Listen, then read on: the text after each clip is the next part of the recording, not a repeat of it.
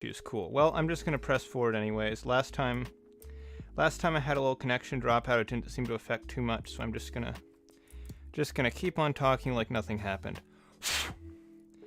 So last time we built the upper body of Gaogaigar. I'm gonna go ahead and turn down the brightness a bit so you can actually see him. There we go. So today we'll be building some parts of the lower body. The waist, the legs, and other body parts I'm not going to mention by name. I'm going to just realign my camera a little bit since I was kind of in a rush to get this stream started. Hello Alex, ID, Dipper, Ragey, welcome to the stream. We're going to, as always, wait a few minutes just to let some more people join in. There are many, many parts to this kit, and also a lot of components that are materials that you don't normally see with Gunpla. So we've got a little spring here for the interior of his weapon. The dividing driver actually has a metal bit.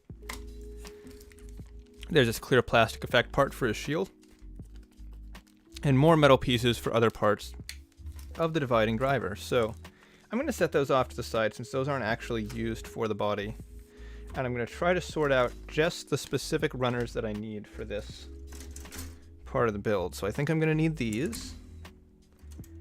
I don't think I'll need that. That looks like external parts. Those are just the treads. I do kind of wish that they did the tank treads as some sort of real grade pre-assembled type section, because treads are always the most annoying parts of these kind of builds. Turn that brightness back up. Maybe something about there. Yeah, I got chat working today. I think what was happening before was because I had multiple streams scheduled in advance, Stream Elements was trying to pull chat from the furthest of those streams instead of the one that I was currently running. So it was trying to pull the chat from this stream we're watching right now instead of the Spartan stream from last night. In fact, if someone was over there in that like pre-stream lobby and was typing in there, it probably would have shown up on that stream. Fortunately, I was able to recover the chat by just using the YouTube's own live chat replay, and I just screen recorded the entire thing overnight, so I have a copy of that now as well. So thankfully the chat from that incredibly cursed stream has not been lost. Okay, we're definitely gonna need those pieces. I don't think we're gonna need that. This is all... Wait, no, I think this we are going to need. That looks like waste parts. This is just for the train Gao. That's more stealth Gao parts. I think we're going to need that. Looks like we're going to need that, and we're going to need these. Okay. So I think I've sorted out all the pieces that we're not actually going to need. Go ahead and take that hand and bring that over there as well. Okay. Set those back here. This kit very slightly exceeds the range of what I can actually fit on my desk in terms of parts. I see a little bendy wire too. I think that's for the armature that holds the helmet for Gaogaigar. So I'm just going to try to organize these in a sensible layout. I would say... Hang on, let me let this cat out so she's not whining behind me for the whole stream. You just came in. I let you in when I started the stream. She doesn't actually want to be in my room. She just likes the idea of being in my room.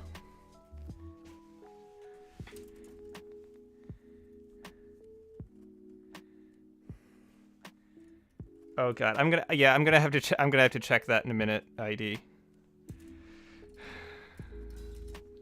Let me... You know what? I'm going to probably have to move my mouse and keyboard off the table to get all this stuff to fit, so I might as well check it now. Where is it?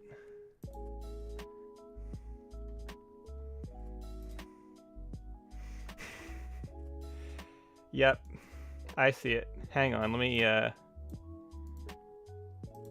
me see if I can add this to the stream, show you guys this on stream.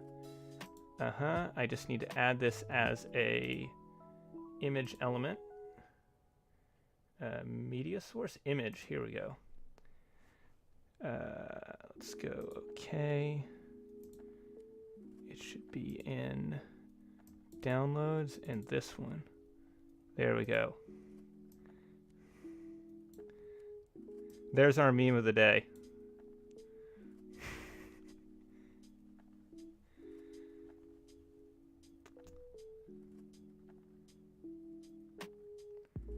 Actually, you know what I'm going to do?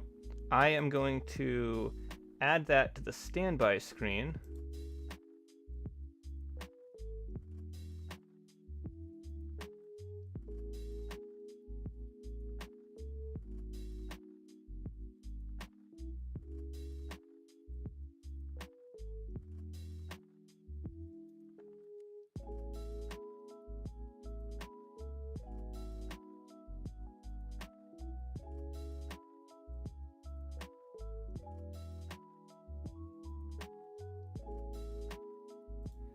Just like that.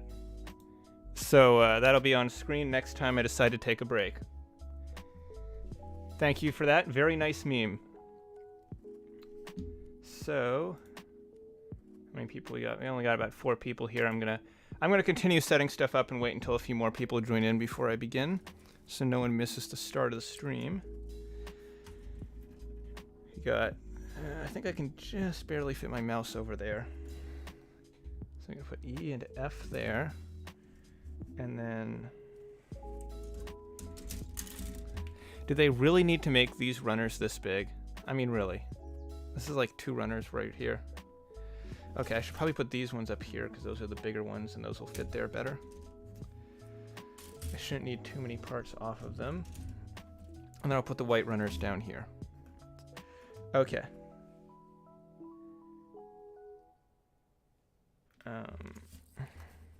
Oh, there's the other hand. Okay. So, right on this page, we got leg units, we got waist units. So this is the A runner, H, C, E, F, and G. I'm just going to quickly skim the next few pages of the manual to make sure I'm not missing anything. E, G, E, F, A, C. Okay. So that's all. That is all the parts I should need for the lower half of this kit. All right. Just got to grab my tools.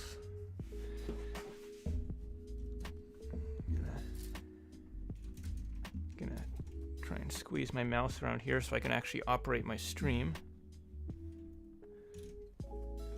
I need like a little extension on my desk so I can fit all these runners on it at the same time as my mouse so I can actually control things. There you go. And we got like 8 people here. Okay, I'm just gonna go ahead and start. I think that's enough people to make sure that no one's being left out. So we're just gonna start right here with the E runner. And of course, it's a real grade. I probably should have seen this coming, but we're starting with the F words. So that's going to be a 34 and 35 off the E runner.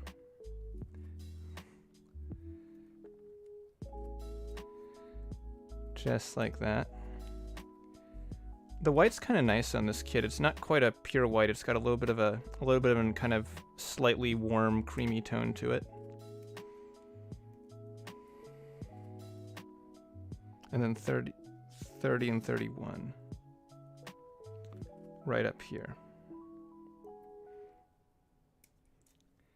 Depending on how much progress we make, I might actually be able to go even further than finishing Gaogaigar, and we might be able to start working on the Gao machines as well. I'd like to get the rest of this kit done within 2 streams so we aren't spending too much more time on it.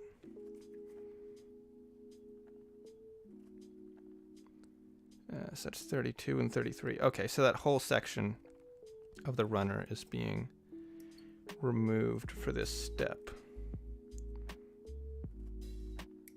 I've definitely got other kits that I'm very interested in building, so I don't want to spend too much more time on Gaogaigar.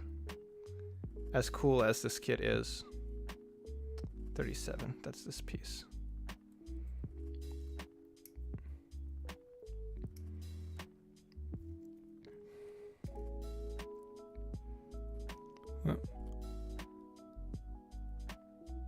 Oh, okay, it was just a YouTube notification.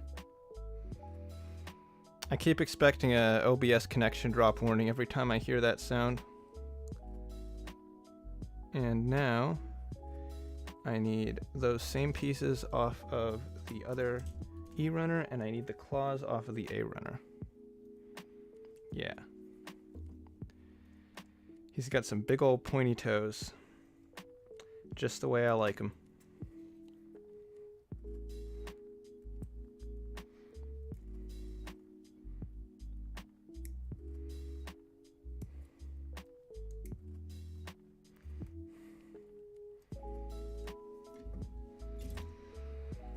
So, same pieces we already cut off before.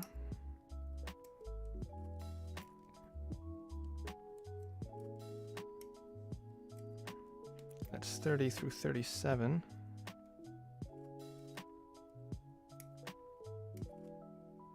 So someone asked in the Discord if the Pale Riders backpacks are compatible with the Spartan, and it turns out they actually are.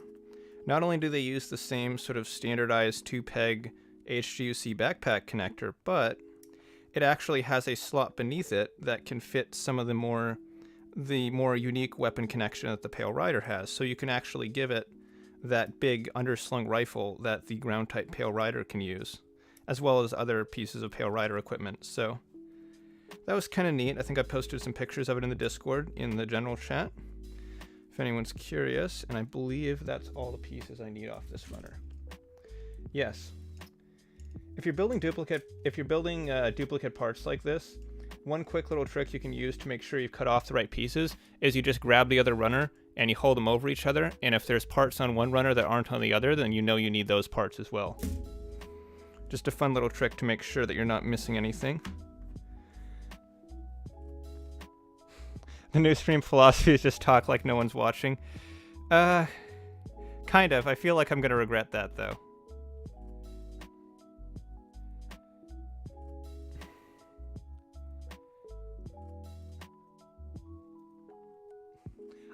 Hey, Dipper, I do not like stinky toes, okay? Or normal toes. I like that his toes are pointy because it looks cool, okay? He's got cool looking pointy toes. I don't like the stink. I don't like the smell. I don't want to sniff them. I just think they look cool. Oh, hey, Big Boy's here. And Raxi, great time to join the stream. Glad you could be here for that. Did I miss anything? No, I think that's all the nubs off of that. The good thing about white plastic is it hides nub marks really well. The bad thing about white plastic is that it hides nub marks really well, which can make some parts really annoying to denub because you miss things because they're not immediately obvious like they would be on a darker color. So I have to run around this with my fingertip, carefully feeling every single edge looking for burrs because that's literally the only way I can see the nub marks. 2S didn't include the big about... No, because the big toes are fine.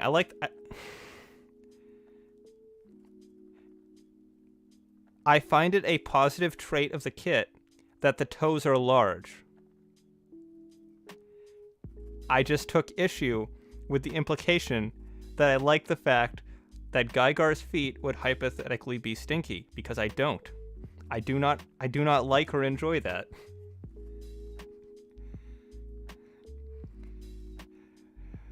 But I feel like no matter how carefully I word myself when I speak about this, I can only make it worse for myself.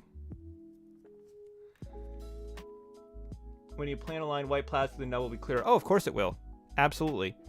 Also, as you pick up and handle the kit, a lot of times any little bits of dirt or residue from your fingers will get built up. Will kind of build up around the nub areas too, and that'll make them show up real quick and make the whole kit look really gross and grimy, and you're gonna have to go around again and trim all the nubs that you missed.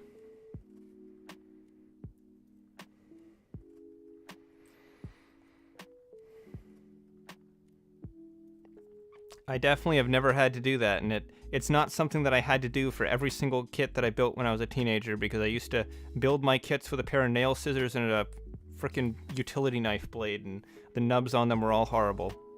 No, sir, that is definitely not what I had to do. Okay, let's get to work on these feet, these toes. Very careful, be gentle with them to not damage them. Where did that, there we go.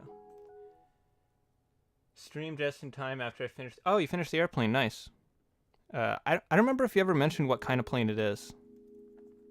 Is this like military aircraft or like a commercial jet or prop plane? Anyone remembers the Thunder Tank from Thundercats? Yes, I do. Not remember as in, oh yeah, I grew up with this, but I am aware of that vehicle. I believe they made a new version of it for the 2011 series.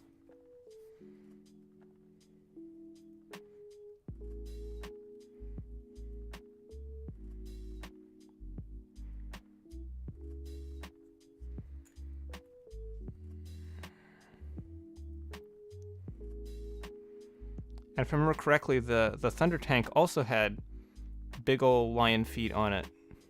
So if you're someone out there in chat who's not me, who's into feet on your vehicles, maybe look up the Thunder Tank.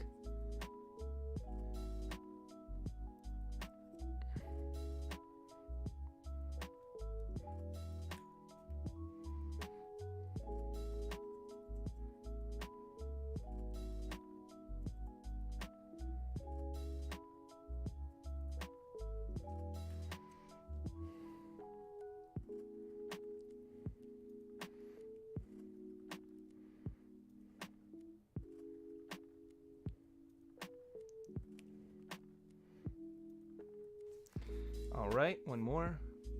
It's a Messerschmitt Bf-109 World War II prop fighter. Okay, cool.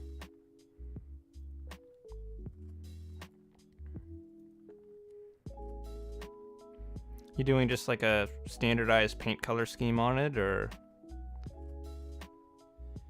You had nail scissors and utility blade. Oh, I did that too. I definitely did that too on my first kit. I would only use the nail scissors for the big pieces, and anything that had fairly small gate connections, I would just kind of pry them off. It actually works better than you might expect. Let me see if I can adjust that. There we go. It's kind of weird to get my brightness right in these afternoon streams because the sun's kind of half on my desk, half off. So it's tricky to get it balanced so that everything's the right level of brightness at the same time. So all of these pieces actually go together in a pretty straightforward way. So we have this piece and this piece, and that goes forward. And these two just lock into each other. You stick the toes on there. Oh yeah, it's coming together.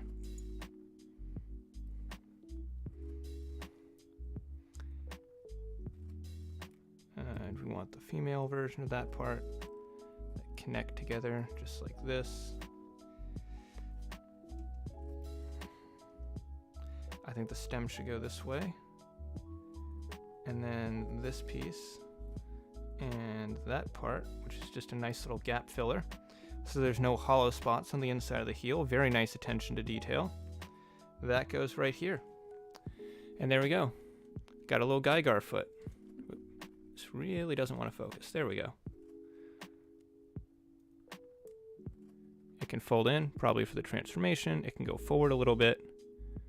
I think there's some sort of, yeah, there's like an ankle pivot, kind of Barbatos style, where the whole foot pivots around it, and then the toes themselves have a little bit of side to side wiggle.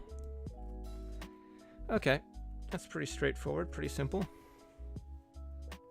Thundercats have stinky toes because their toes are always out. Oh yeah, I'm sure the furries are really appreciative of that. Those barefoot Thundercats running around. Okay, so the little slot goes on the top there. New Thundercats did have a Thunder Tank. They both had toes. Historical camouflage with basic weathering. Okay, cool. Yeah, go ahead and post some pics on the Discord.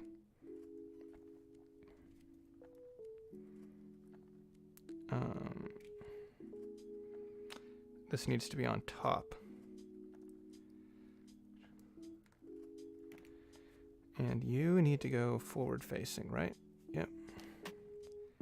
Put Put in the gap filler, just like that.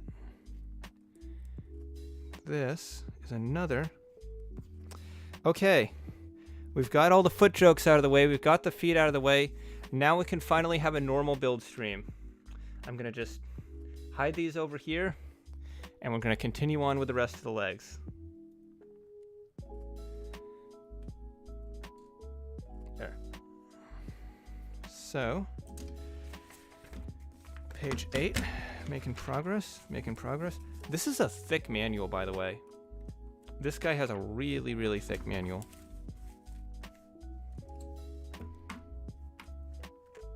Oh, great. We're going to immediately need the feet in the next step anyways. Okay, so I'm going to start with the right leg. So we're going to take E24 and 25. Feels like these are undergated.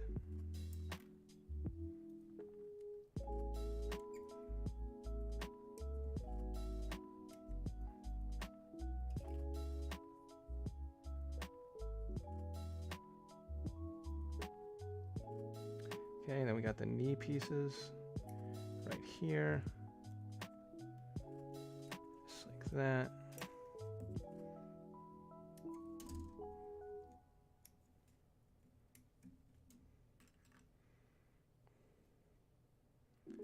We got this part. Are there any other pieces that attach here?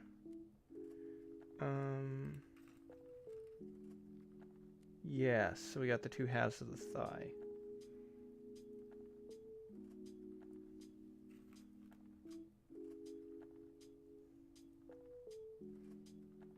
Looks like everything except... Oh, no, never mind. You are using 29. Okay, so this whole section gets cut out.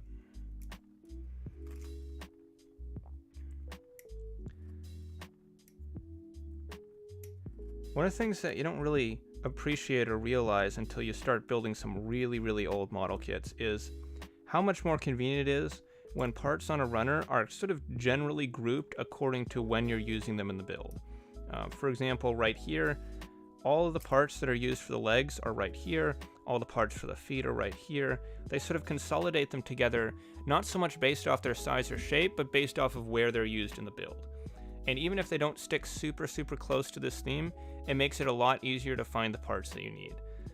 However, that's not always the case when it comes to older kits, unfortunately, and a lot of times you are going to find yourself jumping around to different spots in the runners, trying to find everything. So it's just one of those little quality of life things that you don't realize is as useful as it is until you don't have it.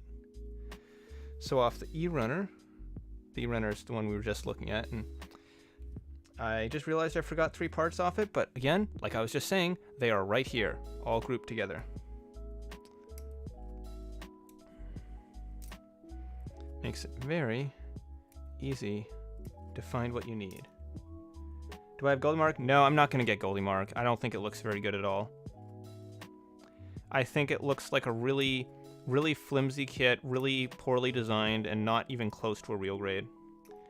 The only thing you would get it for is to just be a giant hammer arm for Gaogaigar, and I don't think it looks very good as that either. I think it completely kills your ability to pose it with anything other than the hammer, because all you can do is just have him stand there holding it.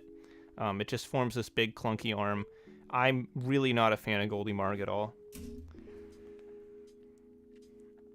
So I need the G. G runner's the giant one. Okay. G for giant. So 25 and 26, that's the big old knee joints right here in the middle.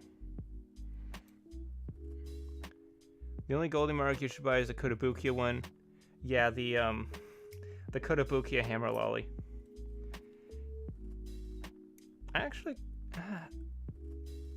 I want to see some pictures of that actually in color, because I don't completely hate the design. Oh, hey Flames, welcome to the chat. So I need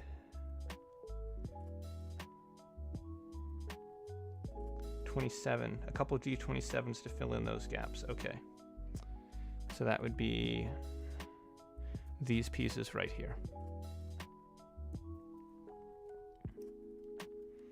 Couple little Vulcan type pieces, or some sort of sensors or hinges. Little mechanical real grade details. Best version of finding parts in a model kit is the manual for the new Airfix F-35 beginner set. It's a military model, but the manual included is the gold standard. I've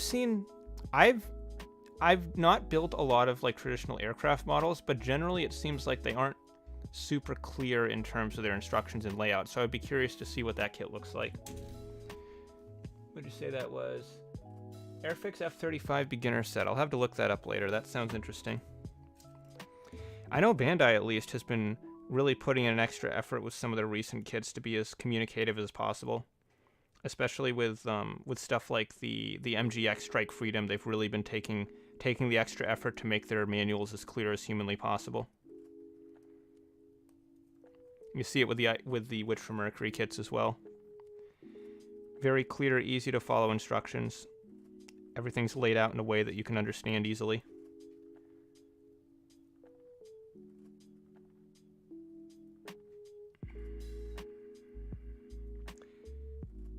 Aircraft don't have a, you know what? Hey, they have landing gear. Landing gear still count.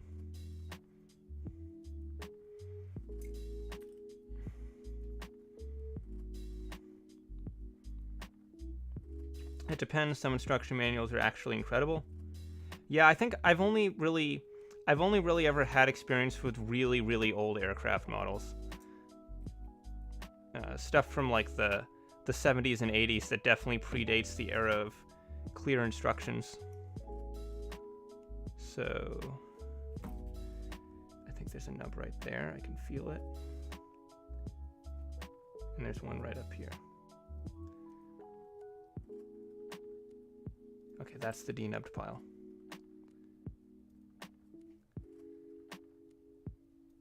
And there should be another nub somewhere on here. I think it's right here.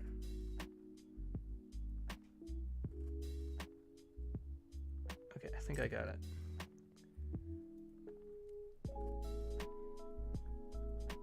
Wingnuts wings kits. They made World War I aircraft, displayed precise colors for all the parts, historical reference, and other stuff. That's cool.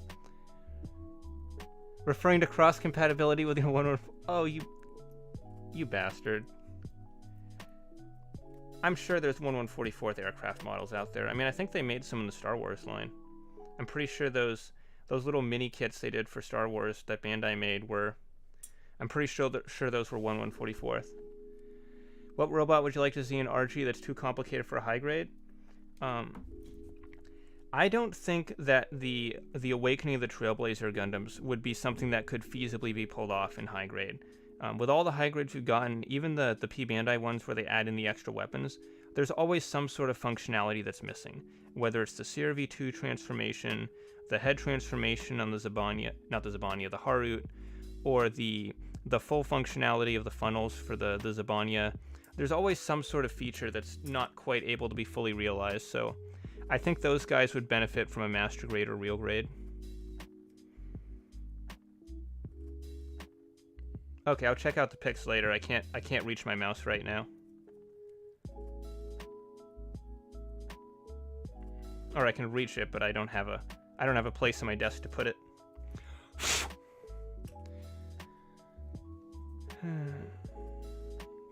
When I'm done building this leg, I'll bring my phone over so I can use that to check things in the Discord.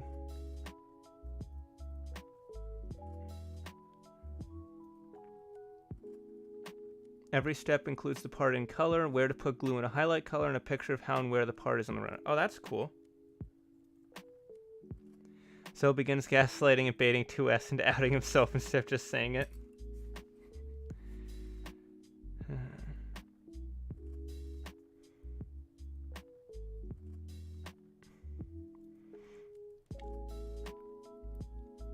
There's famous World War II German iconography there. Oh, that's fine. I think the people in this Discord, I'd like to think, are intelligent enough to understand the difference between historical depictions on an aircraft and endorsement, so I think that'll be okay.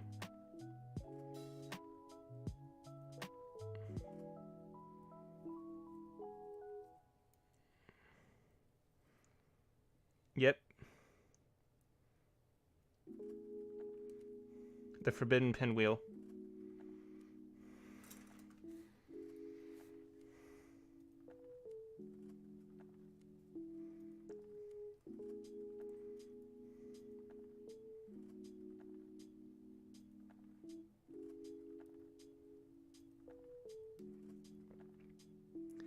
I said it's gonna be fine on Discord, but I won't like visibly pull it up on stream because I think YouTube actually does have some degree of image recognition that they use for their moderation, and I'm not entirely sure if that would fly with them.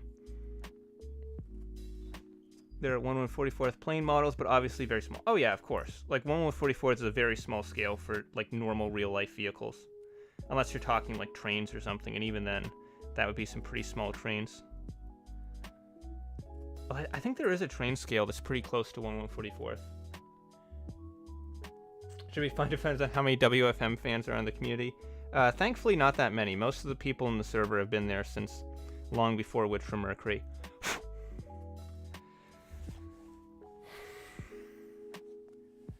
All right, I'm gonna go get my phone so I can see what you're talking about.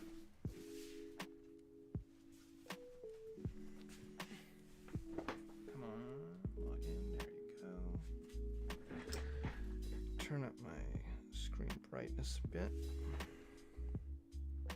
Come on.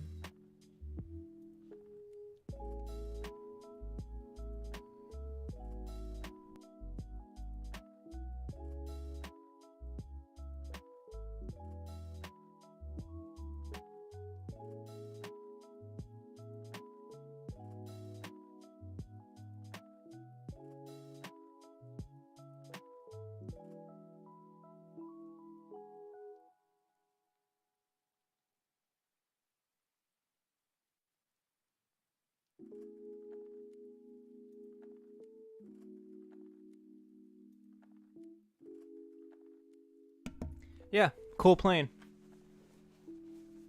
Honestly, Jay, you haven't missed much, just feet. Yeah, like airliners and bigger transport planes, exactly. Ground type set for the ground Gundam and Zaku have little 1/144th tanks? Yes, they do. Those are actually very cool sets. Unfortunately, they don't get reprinted very often. Japanese 1/144th kit maker called Sweet that makes some Zeros and Wildcats. Cool. Okay. So pick these pieces. Nope, this one. And just push the. So there's no polycap in the ankle. It's just straight polystyrene. Fortunately, the actual ankles of Gaogaigar himself don't actually hold up the weight of the entire combined form. They just hold up the base robot, so he shouldn't have too many issues with them loosening up over time. And even if they do, you could just leave him in the combined form, and they shouldn't have any sort of detrimental effect. Ah, crap! I missed a piece.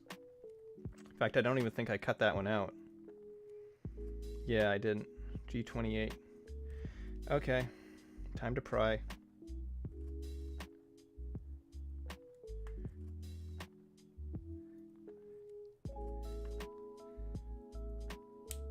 Any thoughts on the China exclusive contrast color Epion and wing? I think the Epion looks really cool. The white and gold color scheme looks really nice. I kind of wish it was on the real grade, not the master grade though, because I don't like the master grade Epion very much. So that piece was G28. I'm gonna go ahead and just twist that off there because it's an internal part, so it doesn't really matter if it has nubs on it. As long as it fits properly and doesn't have any clearance issues, it should be fine. I think this just goes. Yeah, it goes this way. Just like that. Should be in the up position or the down position. I'm going to put it in the up position. And then that gets squeezed shut. N scale is 1/150th. That's the one I was thinking of. Yes, the N scale train stuff is very close to 1/144th scale. It's a good place to look if you. It's a good keyword to look up if you want to get little diorama pieces that are in scale with your high grades. Okay, so now the hip joint is going to go like this.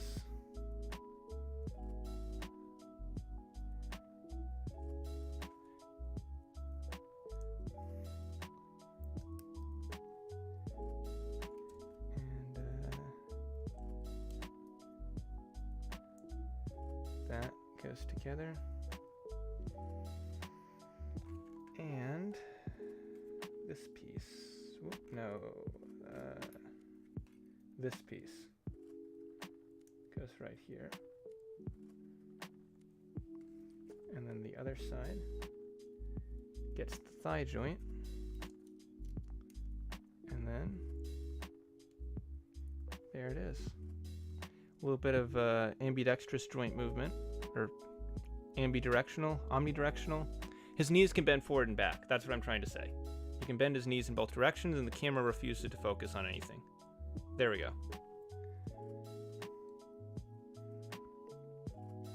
So now, you go this way, and you go right here. Fit together like a dream. Just like that. That's correct. And now, I just, on the outside, doesn't matter which one of these I use, it looks like they're both the same piece. How do I fit these? Oh, I see.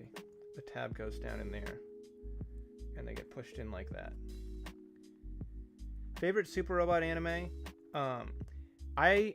I've not watched a lot of Super Robot anime, but I did really enjoy Mazinger Z Infinity. I think that was a really cool movie.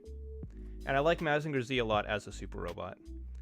Gaogaigar is really cool as a design, but I haven't watched the anime, so I can't really say anything about it in that regard. And honestly, dude, 00 is not a bad answer, especially once you get into the movie and some of the later show stuff. I think it says a lot about Gundam 00 that when I got to that scene in the movie where they're watching the movie about like the events of the show in the movie, I didn't realize for most of that scene that it was supposed to be a joke. Because that's just how Gundam 00 is.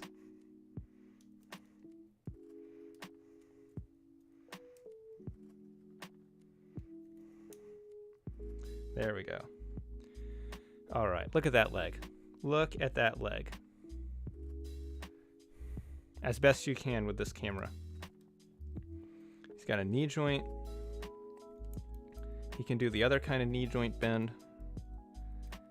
He's got a thigh swivel. He's got ankle movement. Nice little gray, little vernier thrusters there. A little bit of ankle pivot. A little bit of forward and back, pretty restricted, but he's got toe movement at least. Doesn't seem like you're going to get any super crazy poses out of him. Okay, now to do all that over again.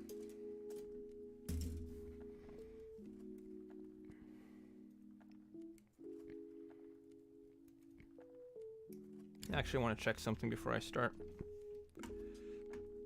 Let me wiggle my mouse over to here. Okay, looks good.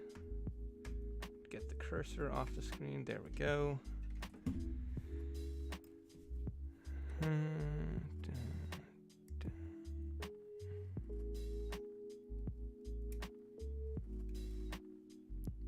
Is Superior Defender Gundam Force Super Robot? Sure. I'd be a little surprised if you said it was your favorite, but it definitely counts as a Super Robot series. How can you not love a show where one of the main characters is literally called Mr. Bushido? Yeah.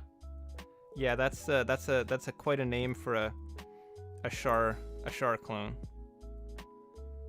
Although, I mean, what? Wasn't there like some guy in G-Reco called like Captain Mask or whatever? So it's not even the dumbest name we've ever had for a Char clone within the Gundam universe. In fact, I'd argue that Mr. Bushido is probably on the better side of the spectrum of Char names. There we go. And I gotta get the knee parts off the G runner.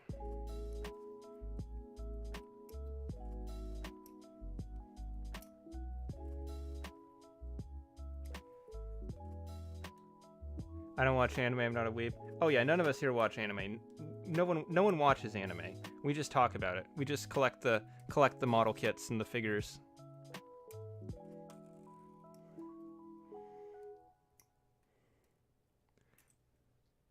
Iron Mask in F91, yep.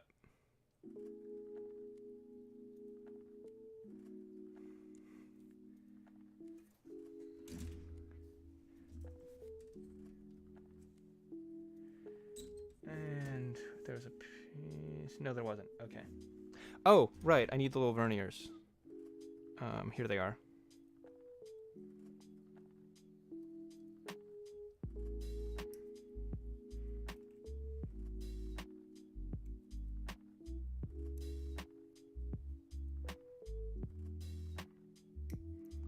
Gundam's clearly. Oh yeah, it's an animated war documentary. It's not anime at all. I mean, it's literally in the Double Zeta Gundam opening. Anime Janai. It's not anime.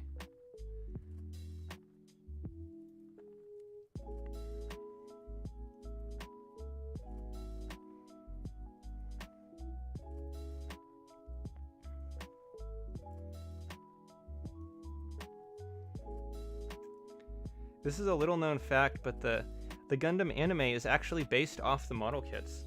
Some guy at Bandai just made up a bunch of cool robot designs, and then a few years later they decided to make a TV show out of it.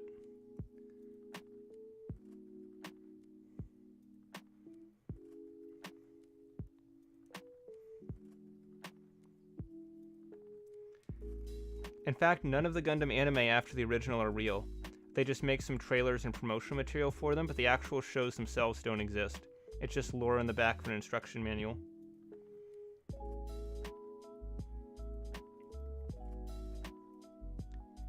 That's why so many of the videos on Gundam Info are blocked worldwide, because if you weren't blocked, you would realize that the videos they're uploading actually have nothing to do with Gundam, because there is no Gundam anime.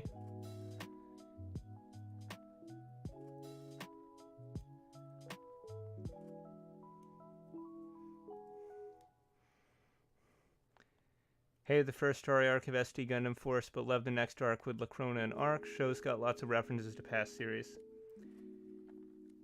I've actually never seen anything related to the SD Gundam Force anime. I only know I know the toy line kind of. Like I don't remember the figures firsthand, but I've definitely seen them before. Double Zeta isn't accepted. Yeah, oh yeah, Double Zeta isn't anime. Double Zeta is a live-action tokusatsu series.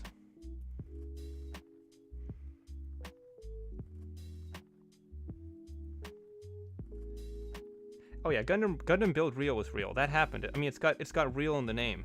That's your clue.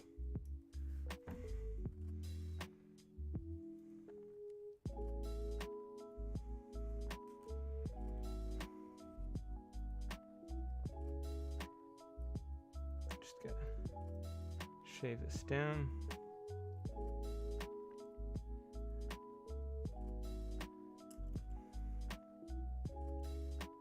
I'm so glad that most of the people that are here watching right now were also here yesterday, otherwise the first 30 minutes of this stream would have been really weird. Modern kits of SD Gundam Force? We might get them at some point. Maybe once there's like a big anniversary year for the series. A 25th or a 30th anniversary.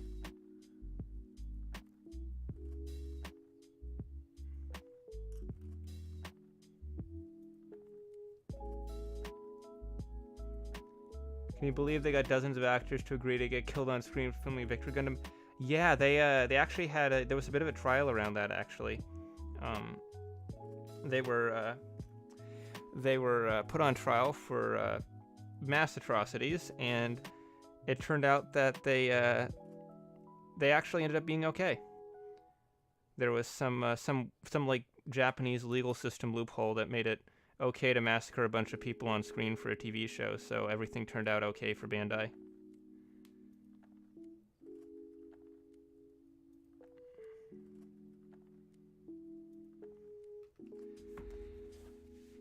Okay, so...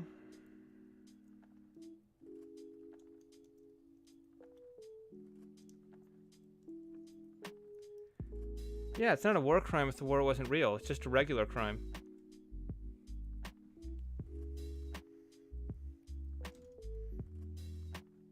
Where'd the ankles? Oh, I missed like half the pieces. That's why.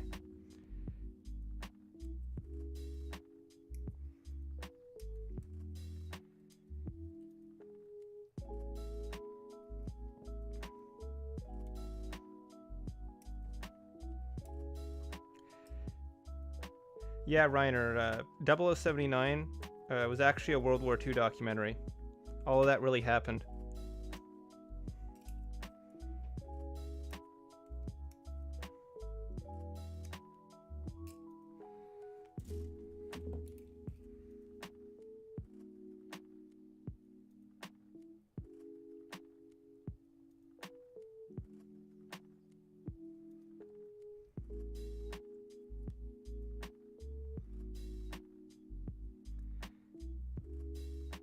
Is modern Toku just a beggar of the past and can only use Legacy Rider / Sentai for nostalgic feeling to sell their new stuff? I haven't watched Kamen Rider in like 7 years, but based off what I've seen of it, I'm inclined to say yes. I do kind of want to watch Geats though, just to see where things have kind of gone. I do know that even back when I was really into Toku, Ultraman was very, very much riding the nostalgia train.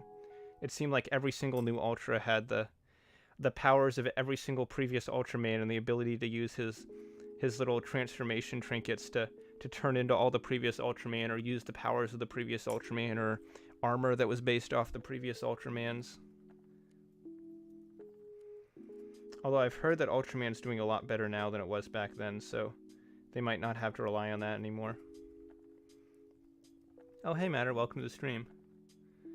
Australia was at one point real. World War II, so Japan dropped a space colony, and hence it's not real anymore. Yeah, that's what happened to Australia.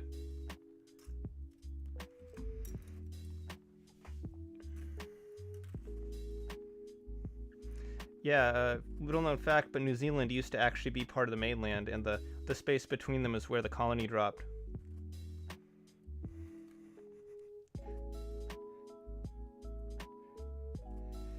I'm actually kind of wondering if YouTube's going to flag this stream for misinformation if I keep doing this. There's going to be like one of those disclaimer things underneath the video, citing like the Wikipedia article on World War II or whatever.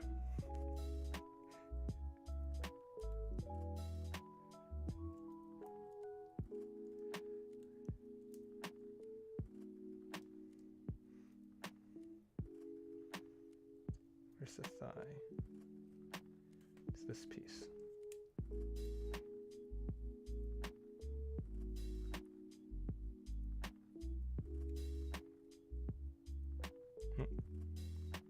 This way.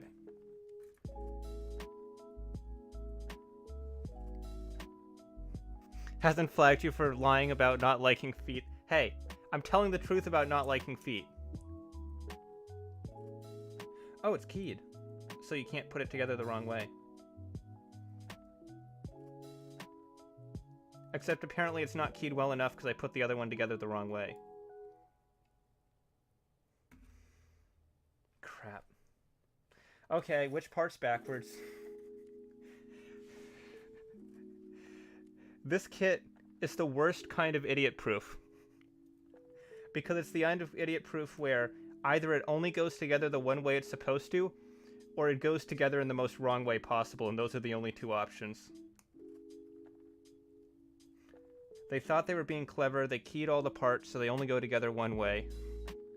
But they severely underestimated my ability to do everything possible in the wrong order.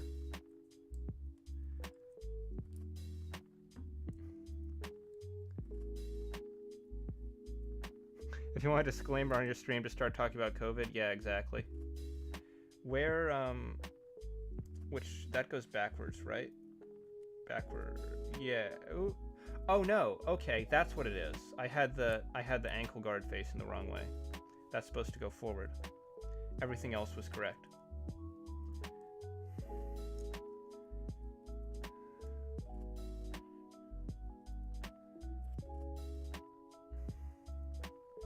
Where do I...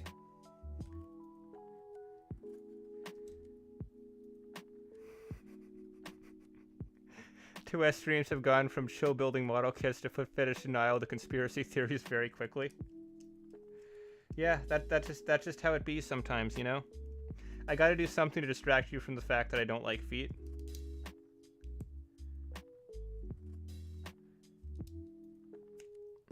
Oh, he's got a little extendy leg.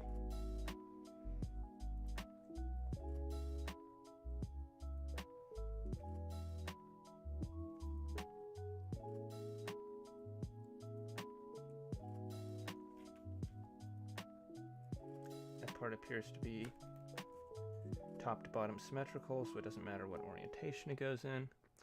What's the farthest you've gotten in a kit only to realize you built something wrong? Very far. I can't remember the kit, but I think... Oh, yes! The Papagai Bear Guy variant. I put that kit together so wrong that I had to physically modify the kit in order to get it to function because I was unable to disassemble it. So when you're building the arms for the bear guy, there's actual inner frame to it. So a lot of people don't realize this about the high-grade Akugai unless they've built it. But for some reason, Bandai decided to give the Akugai a real inner frame. And I mean like the old Master Grade inner frames where they have all the mechanical detail and stuff. There's inner frame in the arms and the legs, and the way the arms are built is that you take the frame section and you kind of push it into the outer armor shell. And when I did that, I had the elbow joint backwards. And because of the way the parts click together, there was no way to get it out. So I actually had to carve a notch in the top of the arm so that I could get the elbow to bend correctly, because I physically could not take the parts back apart again in order to fix it the normal way. So that, I would say, is probably the worst that I've messed up a kit while building it. I don't think I'll be able to top that. And I hope I didn't jinx myself by saying that. So I got the Zeta Verka ordered and currently have hold on the High New Verka supposedly for Wednesday. Nice. Good selection of kits. This makes, yeah, Tomino is actually a historian. Everyone thinks he's just a really weird writer, but the reality is he's just speaking facts. I think this goes on the outside, yes. Oh, I gotta put the vents in first. HG Zaku, you messed up the hose so bad you had to cut it and glue it. I don't remember which HG Zaku that would be, because I've had a couple HG Zakus where the hose has broken over time because the way that you have to kind of bend and stress them caused the hoses on a couple of my kits to crack, but I don't remember which one you're specifically talking about. Built an entire leg of the MGF 91 wrong, had to take the whole thing apart to fix it. Well, at least the leg came apart. Sometimes that is not an option.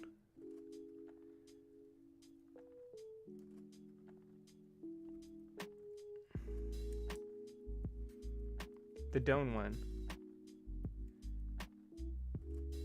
Oh, yeah, that's right. I did do that. Yeah, okay, I remember that now. I would say that's probably on par with the that's probably on par with the bear guy then. Although at least I think the bear guy one's worse because with the Zaku, I had to cut and glue it, but once it's all together, you can't tell the difference. While with the bear guy, there's like a big, like in the elbow, there's this big like gouged out X-Acto knife carved away area for the elbow, so it's very, very obvious by looking at the kit that I built it wrong. So I would say that one's still worse.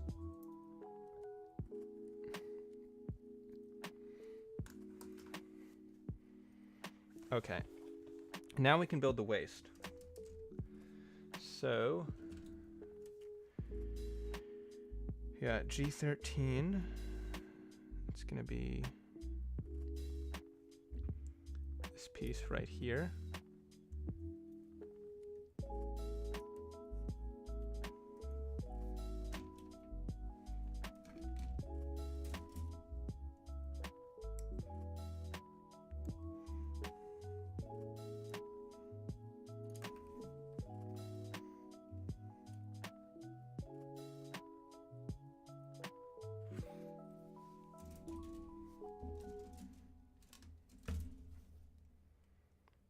we got a couple pieces here from the F runner. Build something wrong and can't take it apart. Well, looks like this is going to be a diorama. Yeah, sometimes it be that way.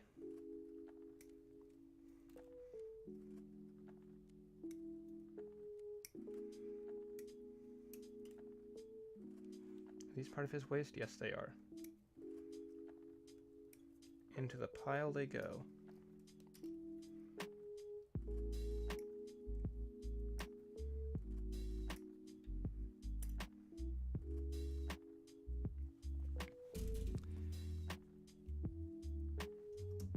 Oh great, one single piece from the B runner that I didn't take out for this build. I'll get to that later. So we got F. There's F4 and 6. I also need F3. That would be this one.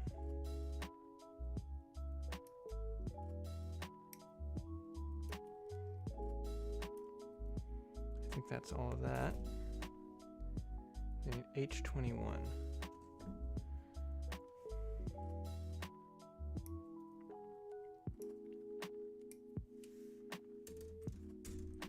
There's that, and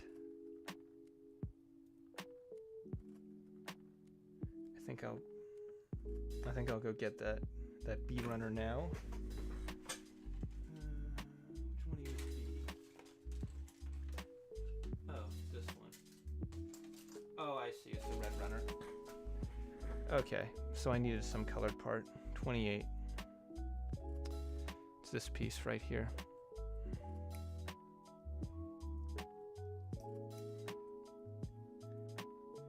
So it's must be an it's Dio time. Oh, Dio time. I was thinking like Zawarudo, and I was like, wait, what does that have anything to do with what we've been talking about right now?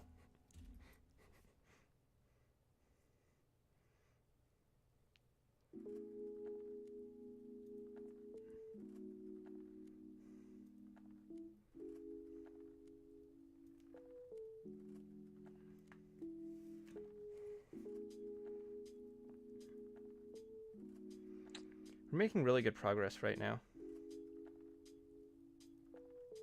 I think once we finish the main body, we'll be able to move on to at least one of the Gao machines before the end of the stream. We're not going to go on for like 4 hours like we did yesterday. I think that was a little too long, but I don't mind going over a little bit if it means we can make some more progress on this build.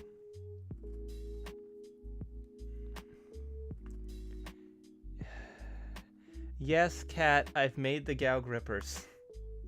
They were the very first thing that Bandai made me build.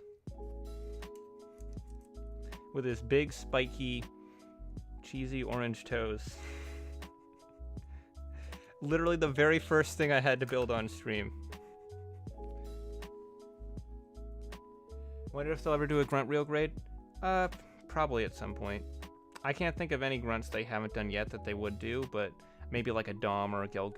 Probably some sort of grunt that they could do a Char version of, because like they've already done the Zagok, they've done the Zaku, so I could see them doing a real grade Gelgoog maybe just to kind of round out the team. The high grade's old enough that I could see them wanting to do some sort of update to it anyways. 2S can't take much more of the feat. No, I've been defeated.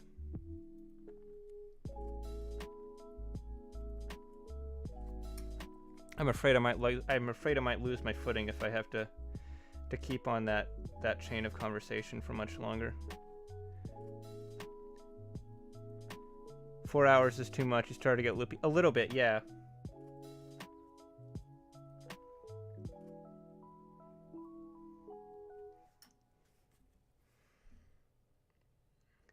Gelgoog is, yeah, Gelgoog I feel is a pretty safe bet. Maybe the real grade Gelgoog mass production colors won't be impossible to find. Oh, it'll be very easy to find. You just go to p/bandai.com and you press add to cart. It'll be very easy to find.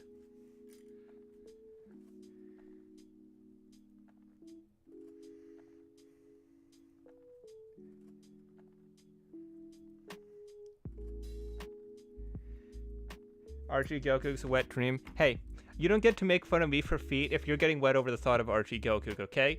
That's you.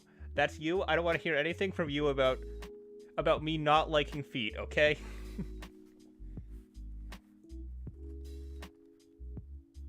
I don't know why they don't like putting the MG Gaogaigar in mass production colors. Probably because every time I've seen it in stock, it just sits around forever and takes ages to sell.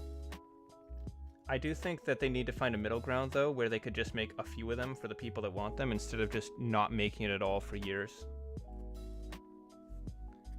But it definitely seems like it's not a kit that sells particularly well. So you go here, and I just stick you in here. Do I like TMNT? Not really. You were about to say something about the Foot Clan, though, weren't you? I know the way you think, Dipper. That or I'm completely wrong. Either way, it's completely on brand for me. Do these move separately? Yes, they do. Cool.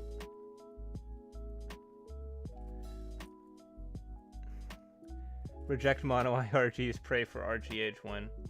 Why would you do a real grade of the Age 1? We've already got an amazing Age 1 high grade. And it's got a great master grade. Of all the kits that need a real grade, I would say Age 1 is literally at the bottom of the list.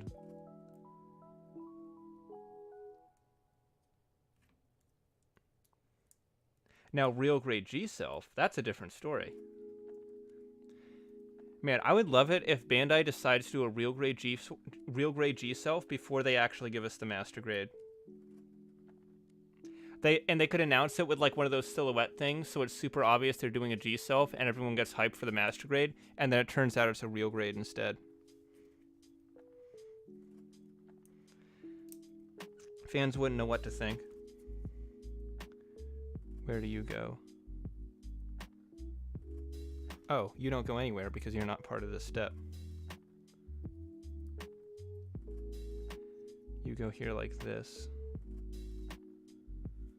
And you get pushed in there. Because I want RG of all the age kits, plus they could do the wares for an Age 1 RG. They've already done the wares. They did the wares for the high grade.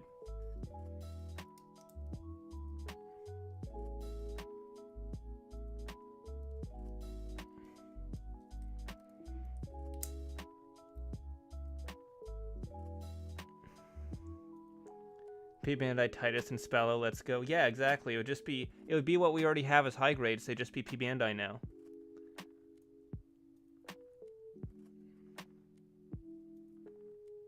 To be honest, the Spallo and Titus being whole new kits on the MG probably wasn't the best decision. No, if they redid that nowadays, those would definitely be like a Barbatos style add-on set. I mean, that's what they did for the Gundam-based clear color set. But back when they made the age kits, it wasn't as common to see those sort of upgrade sets in the master grade line. I think they might have maybe done it for the Victory, and that was pretty much the only kit that had been released in that style before.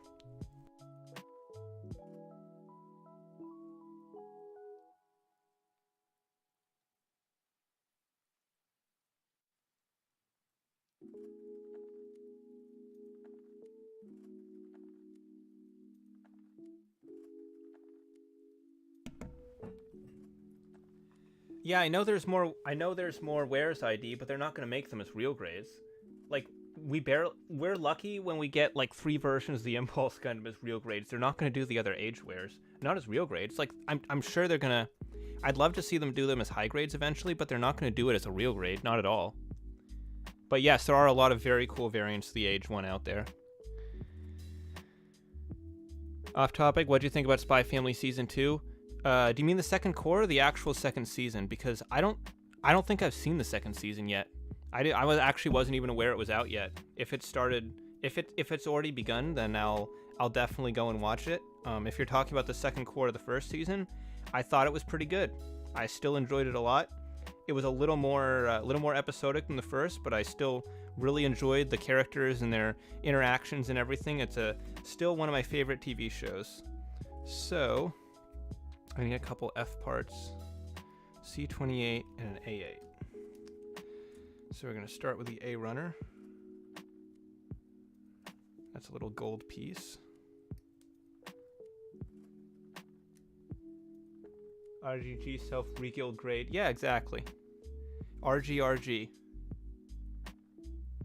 Why do we get Destiny Impulse before RG Blast? I don't think we... Do we not have a real grade Blast Impulse? Do we... I guess we don't have... No, I guess we don't have a real grade Blast Impulse. Yeah, I mean, if we can't get, like, the 3 basic forms of the Impulse Gundam as a real grade, there's no way we'd get the other wares for the age. That would be a literal impossibility. Blast Impulse exists in the show and is animated. Yeah, exactly. Oh, yeah, the second core. Then yes. Yeah, I saw the second core. I liked it. F2. There is another season coming out, though, as well as a movie. I believe it'll be a while before those release, though. As far as I heard, the movie is original content made for the anime, so it's not based off any of the previous manga.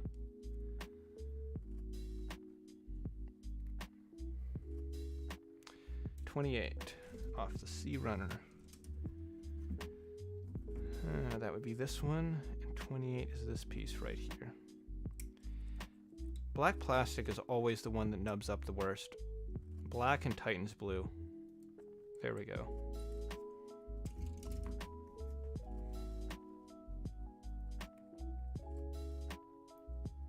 Why does the waist look like a duck? Well, you see, Gaogaigar is made out of many different vehicles and animals that combine together, so if you split the members down into even smaller chunks, you get even smaller vehicles and animals. That's just the nature of super robots. If it doesn't break down into a bunch of little vehicles and animals, is it really a super robot? I mean, you might say Mazinger Z, but even Mazinger Z has this jet thing that combines with his back, so if his backpack could turn to a jet, that kind of makes him a combiner.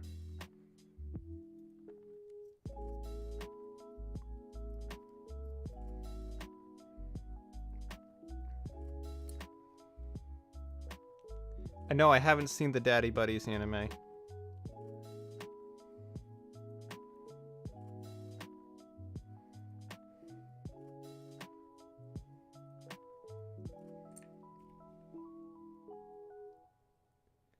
What are the feet?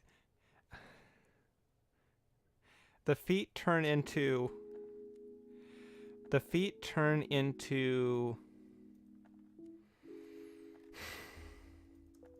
Oh, I can't remove this without taking the whole leg apart. The feet turn into a mountain range. You kind of just... Hang on, let me focus on these toes for a second. Shit, I shouldn't have said that. The feet kind of turn into like a mountain range. There you go.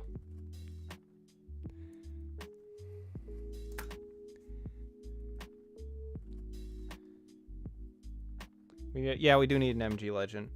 We need a redo of the Destiny Master Grades. We need a 2.0 for the Destiny. The Impulse and Infinite Justice don't really need 2.0s, but they probably do something to update them if they did the others. We need an Akatsuki, and we need a Legend.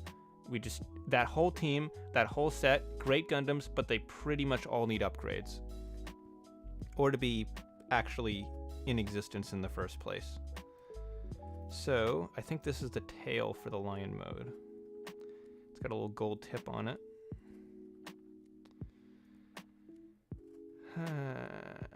You go this way, right? No, you go the complete opposite direction from what I just suggested. There we go. Yeah, that folds up in there. It's like a little lion tail.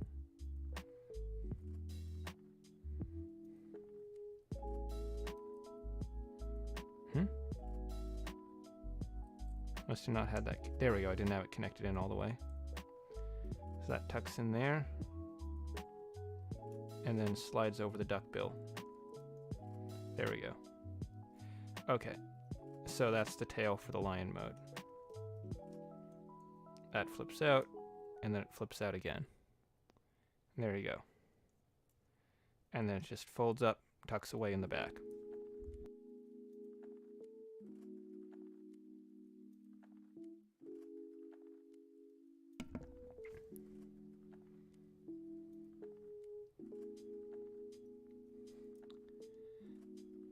Miteroid Eldora V looks really neat. I have no idea what the Eldora V is, unless you're talking about the thing from Build Divers. Honestly, ID, you're saying that as a joke, but I wouldn't even mind a 3.0 Mastery Raid of the Freedom. I'm not a fan of that 2.0 kit.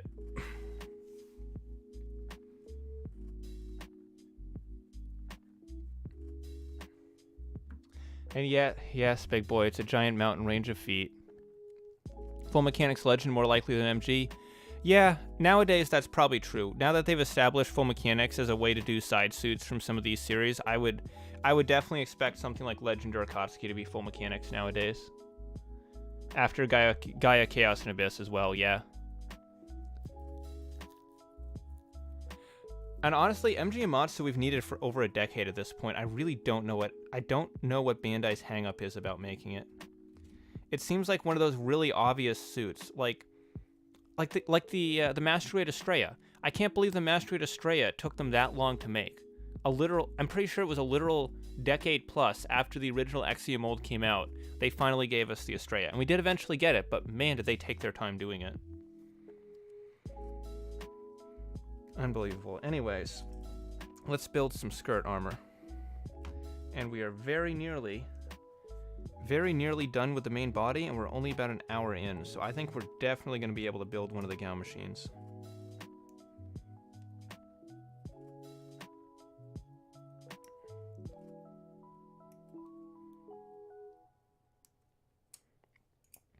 I'm thinking the main body and one of the Gao machines tonight, and then for tomorrow's stream, we build the remaining machines, and then we do the combinations, because that's going to take a while. And if we do the whole build tonight, we might just be able to squeeze the whole thing in, but we won't have time to actually play around with the kit and see all the different features that it has. So I think it would be best to split this up into 2 more streams so that we get the full Gaogaigar experience. Because he's also got quite a few accessories as well.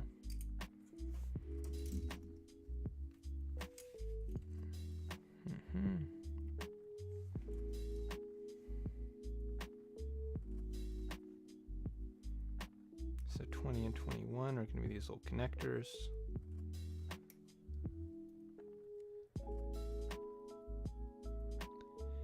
Eldora.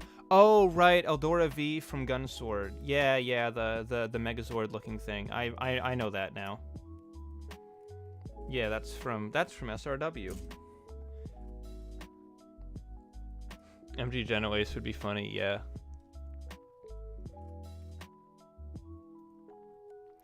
I think the biggest of the Gao machines is probably going to be the Stealth Gao. So those go there. G14, that's going to be...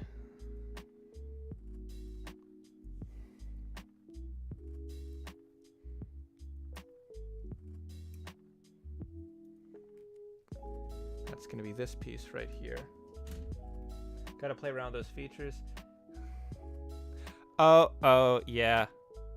Well, wait, no, not yeah. No, we're not going to play around with those features.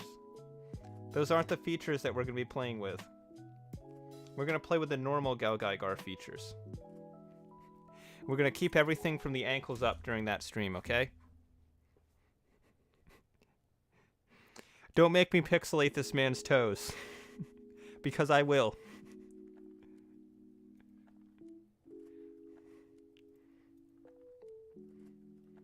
I will literally add a JAV mosaic over this guy's feet for the review, if you keep this up.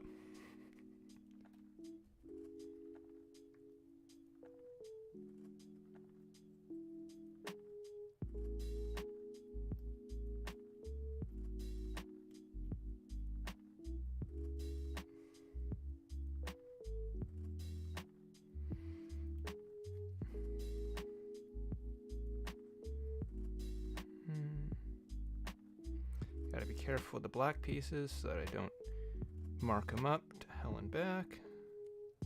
Okay. They actually used a fairly soft plastic for these black sections, so they aren't too bad to denub.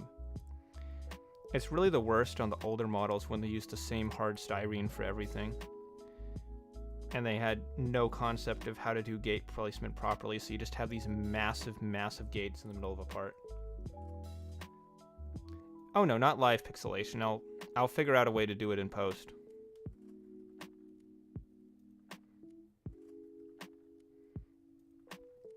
Or I'll just find some socks for him or something. Actually, wait, would that... No, that would make it worse, wouldn't it, if I put socks on the Gundam? I don't think that would actually help my case.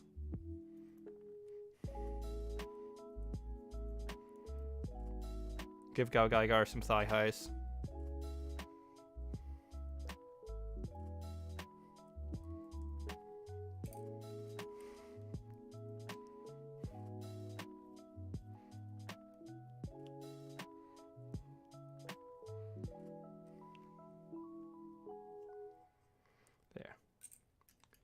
These are actually going pretty well. 2S, the kind of guy who plays Sigma in Overwatch 2. I am so glad I don't play Overwatch because I am blissfully unaware of whatever reference you're making. Although, knowing what I do about Overwatch, I wouldn't be surprised if they added a guy with bare feet.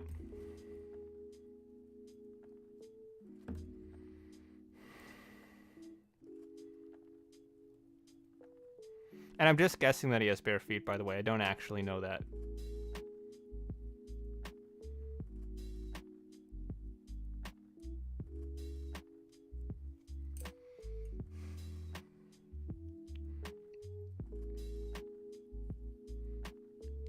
Man, remember when the weird tangents on 2S streams were about Bionicles and not feet? Those were the good old days of 48 hours ago.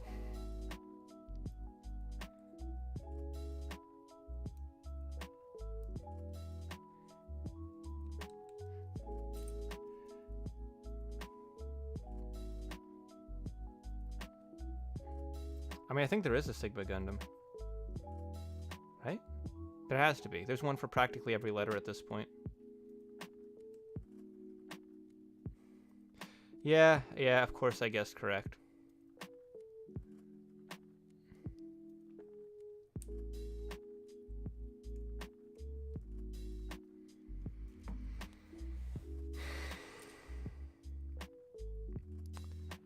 Okay.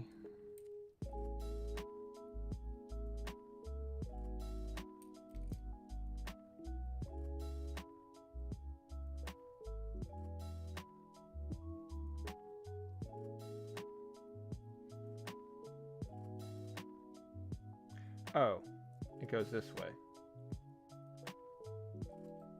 I see. So then this pegs down over the top of that. Sigma has bare feet and floats around so people could... I'm not going to finish reading that. You're the one who... P feet... Okay, that's a stretch, ID. That's a stretch.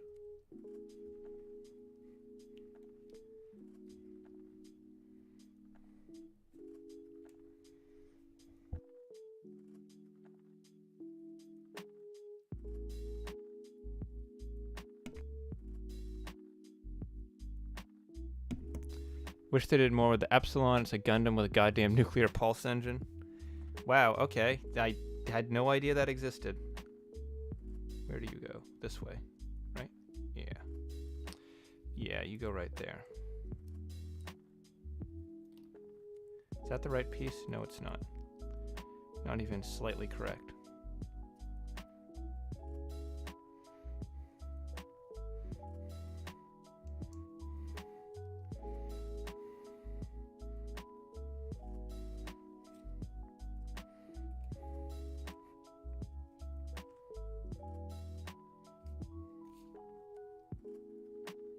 Am I missing something? Yes.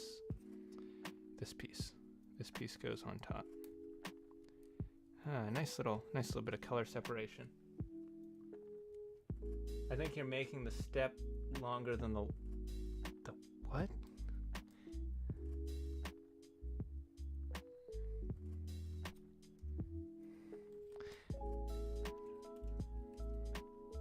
Wait, are there? No, it's just nubs stuck to it. Okay, so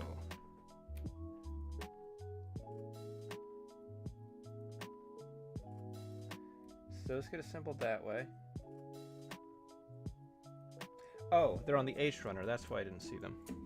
They're right here. That's the undersides of the front skirts.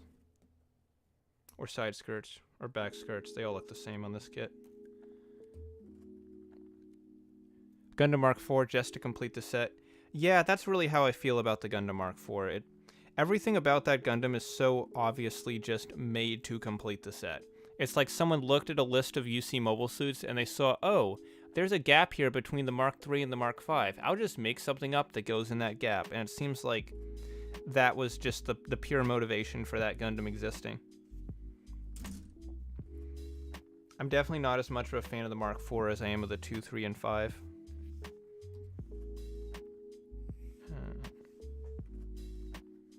And I need 27 and 26 off the C runner. Which is going to be the black one again.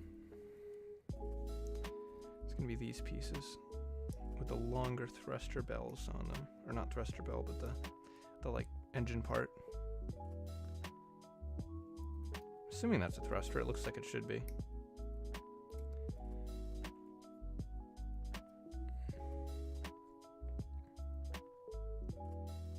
Oh yeah, I was about, okay, that's an Italian saying, because I've never heard anyone say you're making the step longer than the leg. That definitely does not translate into English.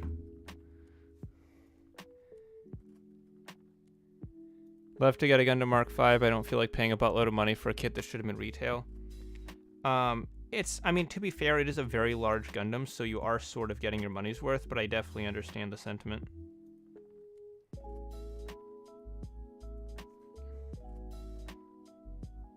The manual for the Mark V mentions a Mark IV but has no picture. Yeah, it's like hey, it's like the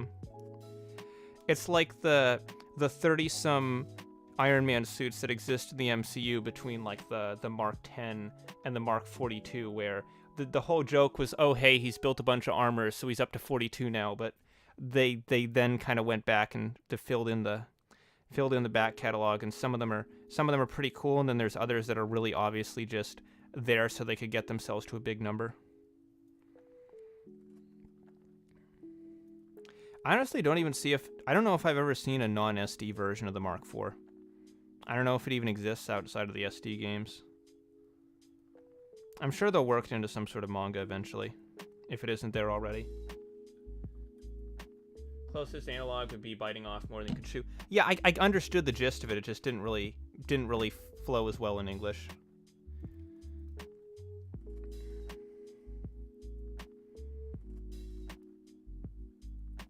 Where do you go? Where are you? Here. So you go like this.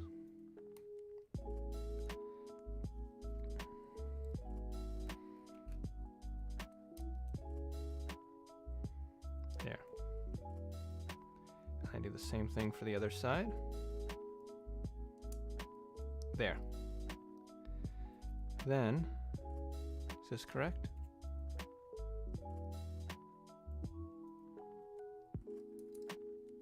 No.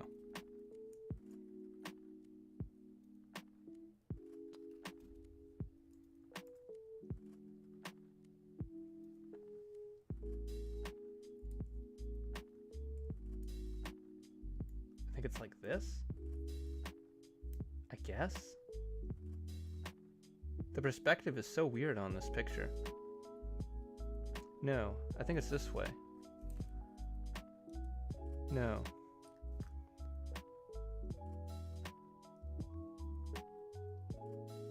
Oh, I see. They want you to fold them flat against each other. Okay, well that was not exactly clear. Yeah, so far the manual for this has been really easy to understand, but that particular step was not the most obvious one.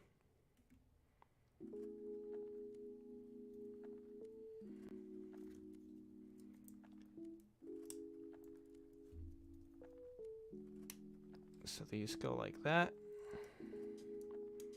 And they just lock into place. And I guess these just kind of flip out for the Gaogaigar mode. And you flip out your side skirts and you have a more beefed out waist unit. And then for the Gaigar, just the base form, you flip this forward, you fold those in, and now you have a more compact waist. So that's actually the back of the waist. So you flip it around and you pop these on. I just realized that the swing down hips on this kit aren't just for extra articulation. They're also there to adjust the proportions for the Gaogaigar mode, so his legs aren't super sunken into his torso. So now, the moment of truth, the completion of Gaigar. Yep, that's a lion man, all right. I don't really have much else I can say about him.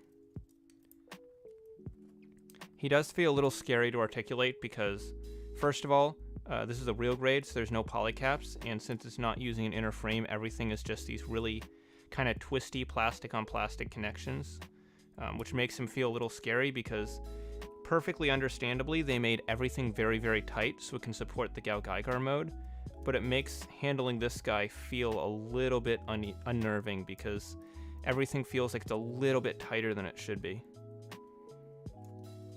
Yeah. Fortunately, it's not like a Geminus or a Lord Astray where it actually feels loose, but it's almost kind of going the other direction where it feels like the joints are just like skirting the edge of being tight enough to be dangerous. So they aren't quite there, fortunately, but it is something that makes me a little bit uneasy, and I would be curious as to the quality control of this kit because I feel like it would be very easy to get one that went a little bit too far on the tight side. Well, yeah, of course it looks like a Transformer ID Monster. It's a Brave kit. If you're not familiar with Brave, it is literally Transformers, and I just realized that despite very carefully checking the knees to make sure they're ambidirectional, I put them on backwards anyway, so I need to disassemble both of his legs now. But yes, Brave was made by Takara, by the same designers that made Transformers. In the 90s, when Transformers was not as popular, Takara still wanted to continue making transforming robots, so they made the Brave line as a fill-in for Transformers. In fact, some of the toys from Brave were literally just Transformers toys, heavily retooled to the point where you could no longer tell they were Transformers. I believe there was even a point in time where Hasbro themselves were considering bringing the Gaogaigar anime over as a Transformers series, which ultimately didn't happen because they chose Transformers car robots instead, and the rest is history. Transformers came back into the mainstream, and Takara no longer really had any reason to continue the Brave line since Transformers was doing well again, so I believe Gaogaigar ended up being the final Brave series. Even the other prototype or stepping stone Gundams have some unique stuff, like the Narrative and Vargwheel with their mission packs and Moon Gundam extras. The Mark IV is just a worse Mark V. Yeah, pretty much. Getting RG Unicorn. It does have a bit of that RG Unicorn feel to it. That is a good comparison to make. It's that same kind of feeling. Although I feel like it's a little bit better here because there's no clear plastic involved. Twisted the hand right off the socket on mine. Yeah, it's that kind of feeling. That kind of feeling, just a little bit. Many of the Brave series feature sentient robots that work like Transformers. Yeah, it's definitely Transformers adjacent. And yeah, I'm pretty sure Leo Breaker was probably based off Gaogaigar, seeing as he turns into a giant arm for Optimus Prime, and basically the only other place I've ever seen that was Goldie Marks, so I would imagine there was some definite inspiration there. Let me see if I can get these two parts to separate without marring them up. I'm going to do this off camera to make sure I do it precisely and don't damage anything. Okay. One side is loose. There's the other side.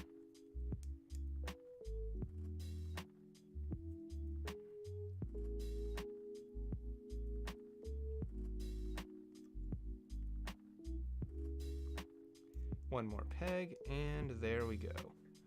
Okay, so there's the thigh separated. Takara got those super robots made because Transformers don't... Transformers absolutely have feet, Dipper. Transformers have... I'm not going to finish that sentence. Galaxy Force was fun. Yeah, Transformers Cybertron was one of the first Transformers series that I saw as a kid. It was that and Energon.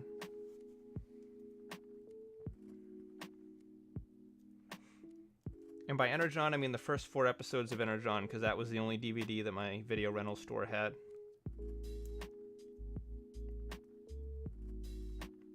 So I just rented that one out and watched the first 4 episodes over and over. Although from what I've seen of the rest of the plot of Energon, I don't think I really missed much.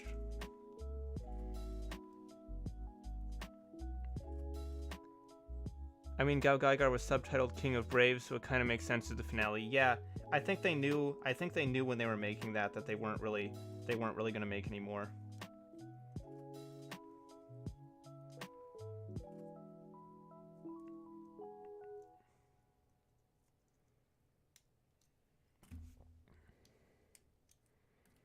Okay. Let's flip this kneecap around. Remember how I said that they designed this leg construction in a way that makes it pretty much idiot-proof? I retract everything I said about that. This is not in any way idiot-proof. It is very easy to mess this up. Be very careful as I put this back together to make sure that I get these in the right order. This goes here, right? Nothing on the inside. Yep, nothing on the inside. This one with the thrusters goes on the outside. This piece goes here and plugs in. This piece goes here and plugs in. Okay, there's one leg down, one to go. Thoughts on the Bayformers? I loved them as a kid, and I strongly unlove them as an adult. They are not very good movies at all. Some people say the first one is okay, and it kind of is, but I'm really not that much more of a fan of it than the others. I think the designs are incredibly ugly. I thought they were cool as a kid, and then I saw what actual mechanical design is supposed to look like, and that pretty much completely changed my perspective. I don't like the story. I don't like the fact that they treat the Transformers like they're just mindless fighting monsters and not like actual characters. And overall, I think the Travis Knight Transformers movies are astronomically better in just about every way.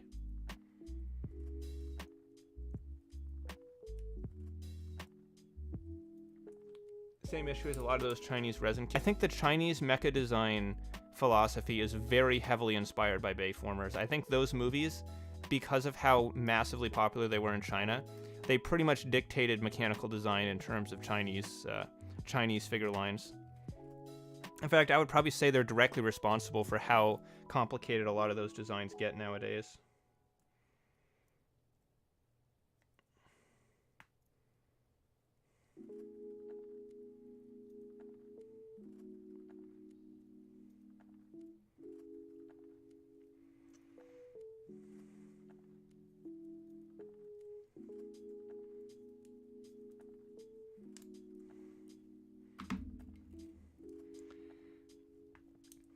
I think Transformers might have actually been one of the first movie series to just randomly start pandering to China, because I remember that was like a super big controversial thing when Dark of the Moon came out, and nowadays you see that in like every other movie practically.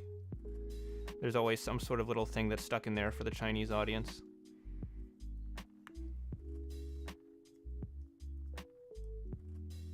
They also killed off the best Transformer in the first movie, Jazz. Yeah, Jazz deserved more respect. I remember when they first showed off Mirage for Rise of the Beast, I was hoping that was Jazz and we were going to get a proper, respectable movie Jazz, and it seems like that's not going to be the case, though. Because as great as the mechanical design is in the Bumblebee movie compared to the previous ones, they do still seem to have a trend of create a Transformer that is very obviously meant to be one character and then call it a completely different character's name. So in the Bumblebee movie, we had quote-unquote Blitzwing, and in this one we have quote-unquote Mirage. Overall, though, I think the live-action designs in the last couple movies have been really, really good. I especially like that even though they're mostly G1 characters, they still won't hesitate to introduce new characters, or... Where'd that other piece go? Where'd the other thruster go? Is it in my lap? Did I lose it? Did I cut it out in the first place?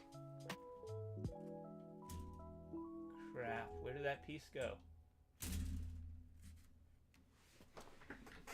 Okay, oh, there it is. Wait, is that it? No, that's just a little piece of runner. Okay. Okay. I'm a little concerned now. Let me just check my pants, check my shirt, check my chair. It's one of those moments now. This is gonna turn into one of those find the tiny little piece of the kit that I had no idea fell off moments. There it is. There it is. Okay, never mind. We're good. We're good.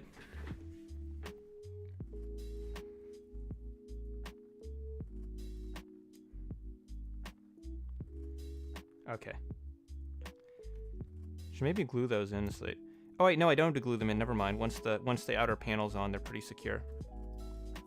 So I'm gonna put that on there.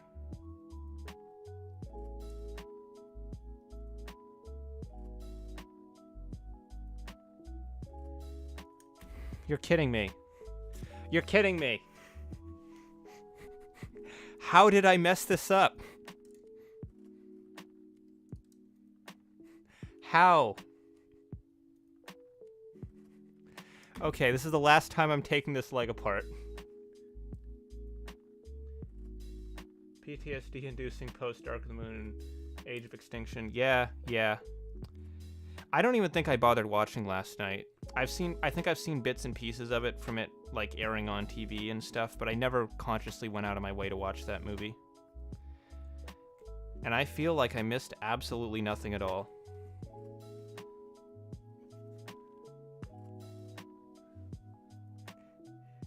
Yes, Dipper, it's an idiot-proof model kit.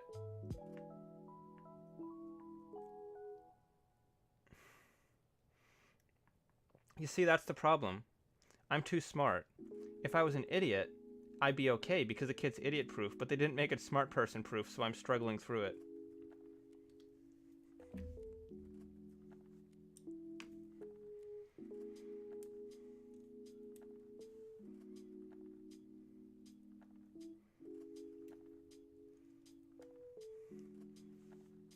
Okay. There we go. Both legs are correct now.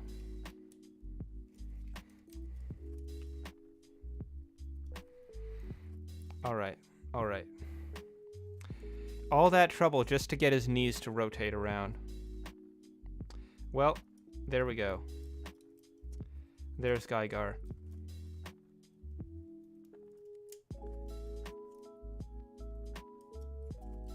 Alright. Yeah, he definitely has that RG unicorn kind of feel to him where everything is very stiff.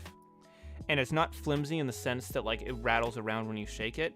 But, like, when you're moving joints, you can kind of feel a little bit of kind of torquing and twisting of the plastic. So that is a kit that is definitely going to need to be handled with care once it's all put together.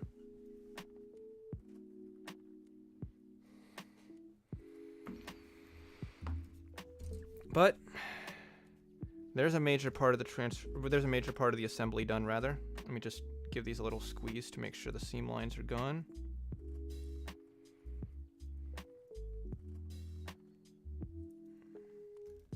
There we go.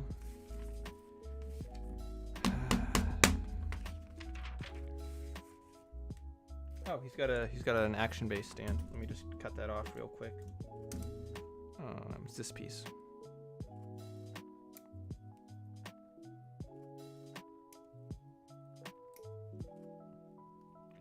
Only reason I hate The Last Night less than Age of Extinctions is the lack of China pandering. Yeah, they really went in hard with 3 and 4.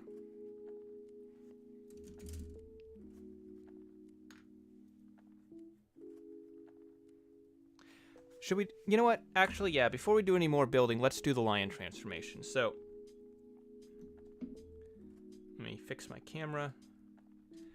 So, for the review video that I may or may not end up making out of these streams, let's take a look at the basic Gaogaigar on his own. So he looks pretty cool. Nice color separation. Fairly basic design. But he's got pretty good articulation. These pieces kind of hinge outward to give you some outward shoulder movement, but it doesn't go out super far. I'm not gonna move this guy around too much because he does feel very stiff, and I don't want to break anything. but he's got double jointed elbows, he's got wrists, he's got I think a technically ball jointed head, but because he's got this little flange on the back of his head, he can't really look back, but he can apparently look very far forward, all the way down into his chest. Oh, that's right, I was gonna glue that. I forgot about that. The little, wait, did I already glue that and just break off the glue? No, I don't think so. I think he's just got... The little tip of the lion's jaw is a completely separate piece, and it's very easy to pop off. But he's got a little bit of torso. Oh, wow, never mind. He's got a lot of torso movement. He's got the high New Gundam style joint, where you can tip the torso forward or tip it back really far. So he's got that going on. He's also got some side-to-side tilt. And then he's got a waist swivel. He's got forward and outward hip movement that's basically unrestricted because he has no skirt armor. There's a thigh swivel, a big double jointed bend that gets you plenty of movement. And then at the bottom with his FEET, you've got a little bit of, you don't want to push too hard because you'll collapse the leg in, but you get a little bit of ankle pivot, not a whole lot, which is disappointing because when I was building this piece, it looks like it was going to have kind of Barbatos style articulation where you can just twist the foot all the way around, but that does not seem to be the case. And then you can get a little bit of forward and back, and the toe has some bend to it. So not crazy articulation, but I think it's more than enough for this character, for this type of figure. I would say it's definitely enough for a character like Gaoaigar. You can get him into some pretty cool poses or some kind of weird, awkward poses. The biggest thing to take away here, though, is that his joints do feel a little bit on the stiff side because they are designed to hold up the weight of the entire Gaogaigar combination, not just the weight of his own body. So I would be very careful when handling this kit. Nothing feels like it's going to break, but I feel like if I'm a little too careless, something bad might happen. All right, on to the Gao machines.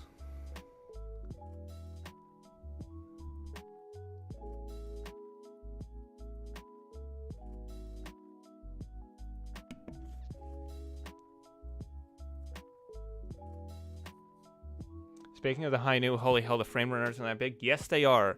Just like the frame runners on this kit. In fact, they're pretty much about the same size. The hair on my avatar was inspired by what happened when I put black and orange hair into Stable Diffusion. And then I ran it through again, and I tweaked it, and I combined it with some other stuff and photoshopped it together. And many iterations later, I ended up with this. It wasn't exactly what I originally had in mind, but it came a lot closer to it than I thought, and I quite like the result. As much as I love Pacific Rim, the China pandering in that film is hard to ignore. I didn't really mind it in Pacific Rim because the whole movie had kind of an international feel to it, so it made sense for China to have a lot of involvement in the whole Pacific Rim project.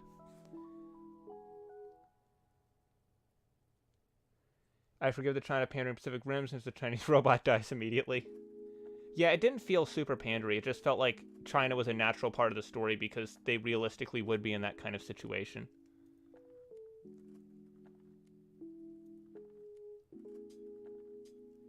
Anything destroyed in films that aren't Hong Kong's and destruction happening in the mainland's a sign of weakness for them. I never thought about that, but I guess you don't see that a lot in Hollywood movies nowadays. I'm not... Yeah, I guess I am somewhat disappointed in the feet. I didn't have very high expectations for them, though. I wasn't going to do anything weird with them. Anyways, I kind of forgot that the whole point of doing that articulation segment was so that I could lead into talking about the lion mode and doing the transformation, so we should probably do that now. So, the arms come out like this. The head, I guess, goes in like this, right?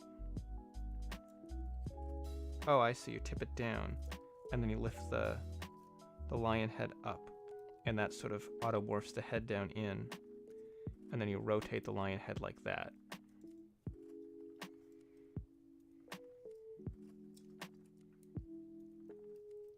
And then these come back down. You lift the back skirt up, You pull out the skirt flaps, you push those down, you rotate the whole waist around, you rotate the lion legs down, like that. Oh, you also got to get the tail out of there. There you go. Just like that.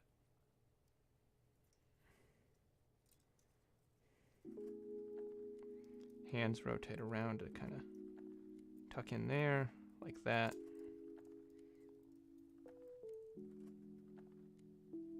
Wait a minute, there's more steps that I'm missing.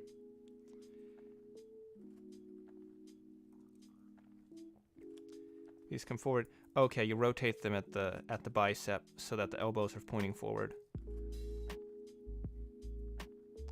And then you flip these down over the hands. And then you rotate them at the wrist. Okay. Okay.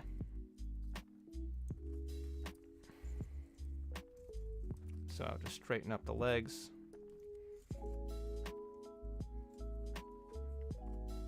And lift the mane up. All right. So that's basically his lion mode. It is very much your standard Beast Wars. Put the robot down on all fours and flip out an animal head to turn it into an animal type transformation. But there are some unique elements to it, like the way that you flip the torso around. That's kind of cool.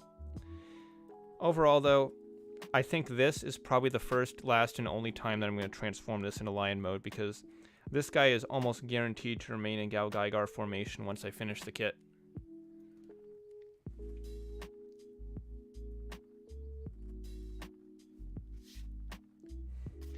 Lion, yes, lion mode does double the feet.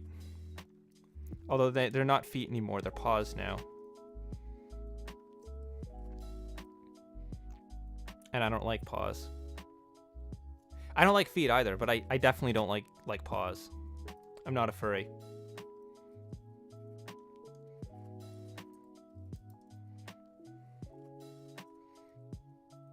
Oh, I just realized I never flipped in the... Do these flip in? They do. Okay, well, I was probably supposed to flip in the attachment pegs for the Stealth Gao, but whatever. You get the point.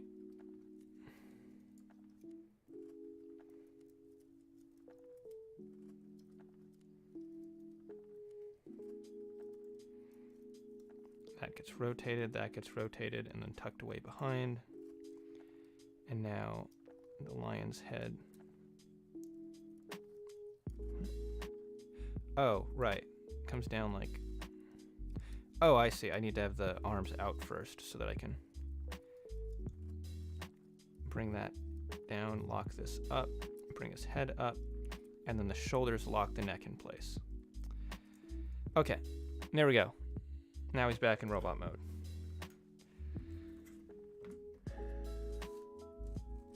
At least it looks like it's easy to transform between them. Oh yeah, it's a very easy transformation. Very accurate to the show too. Nothing about this transformation seems in any way inaccurate because both the original toy and the show transform pretty much exactly the same way as this kit.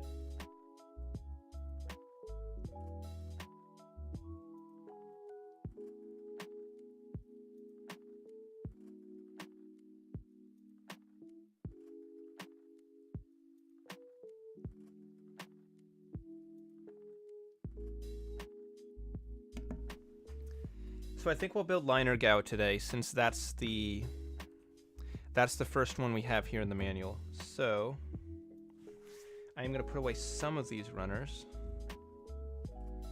So which ones do I not need? It's just 2 pages, so everything on this page I'm going to use. So we got G, E, H. I don't think I'll need the C runner. Oh, just some spam message. Get rid of that. Nope. Don't want to drag around random objects on OBS, so don't need this runner. And do I need the G runners? Yes, I do. Do I need the F runner? No. Do I E runners? No. I just need MH, because that's got the cockpit. And I need the 2 small runners that have the other train parts. And technically, I also need the decals because, unfortunately, some of the only stickers on this kit are for the windows on Liner Gao. I'm not sure if I want to put them on because they are very nicely sculpted in, but I'll get them out and keep them handy anyways in case I change my mind.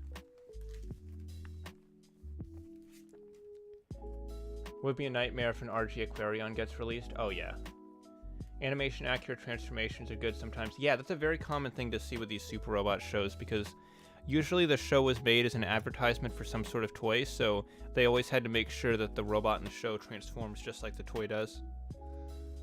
So I'm going to go ahead and pop these out. It's interesting they made the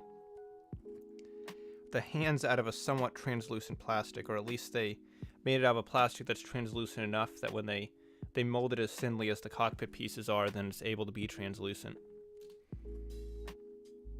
Because when you look at the hands, they're definitely opaque, but I guess they just molded the cockpits really, really thinly. An interesting choice to be sure.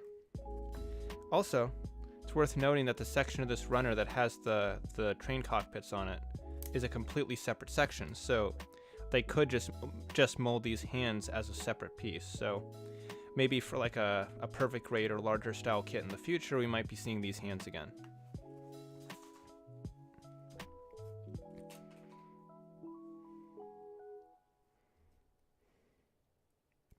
I'm going to go ahead and just completely strip these 2 runners, taking everything off since they're all used for Liner Gao. Reject stickers and paint, embrace Gundam marker. I'd rather not use a Gundam. I don't think you could even fit a Gundam marker tip inside of these windows. They're nicely sculpted, but I think I'll end up using the stickers anyways. And then that little tip piece over here. Don't want to forget that.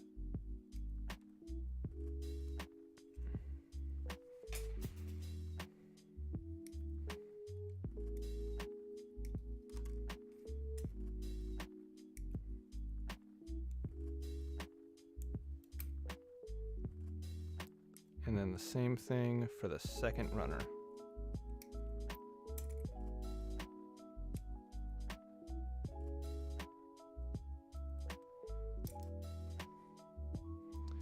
One more piece, and then we can move on.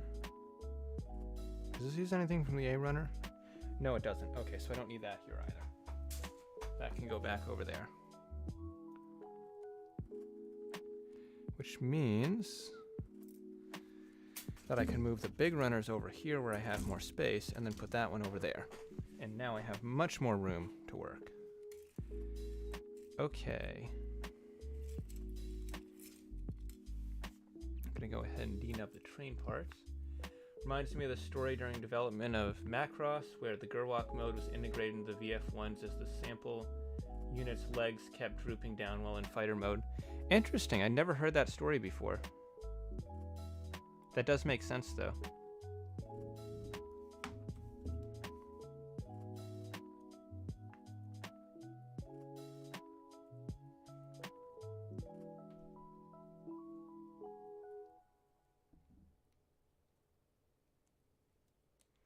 I always appreciate the amount of undergating that we see with these real grade kits.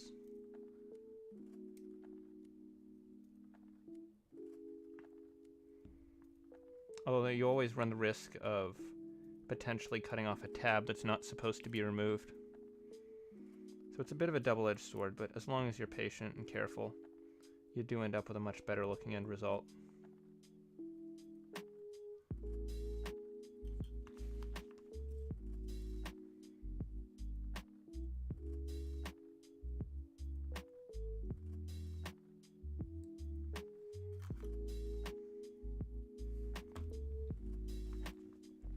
As a kid, I used to build model kits with duct tape. Oh my god. How big were the models? Like little models, or are we talking like really big stuff?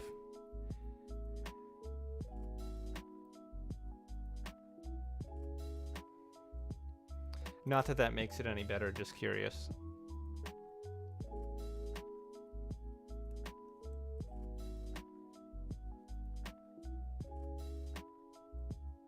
Okay, so there should be one more here, and there is. So there's that taken care of. That one needs to have the undergating removed. One there, and one here.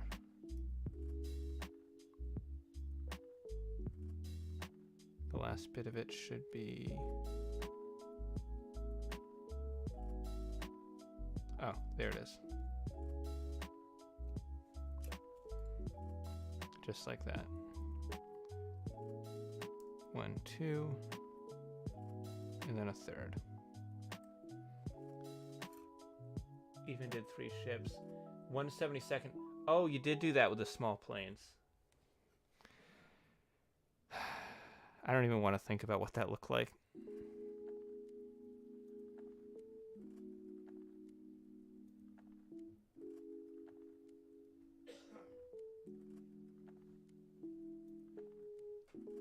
Yeah, I need a knife for that.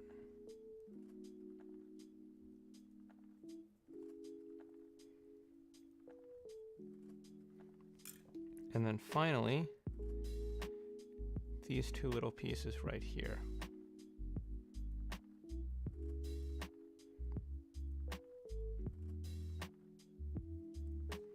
Okay. And then the other. One last snub on the front, and we are good. So there's the train parts. Now, I'm going to trim off the other pieces as needed. So, 19, 20, 21, and 22. Once again, grouped together for convenience.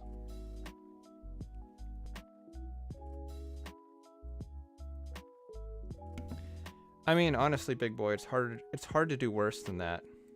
Once you start building kits with duct tape, you can really only go up from there.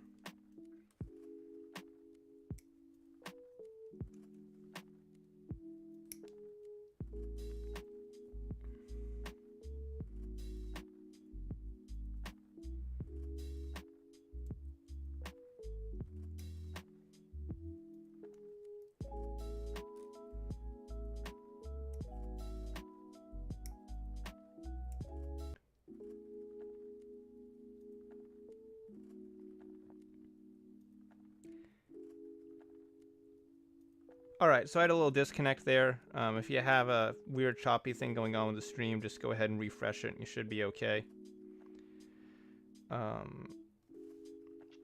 E2 and 3 and 4.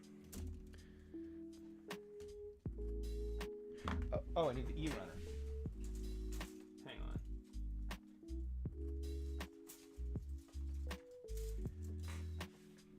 Hang on. 2, 3, and 4. So that's going to be the arm pieces. The biceps of Gaogaigar.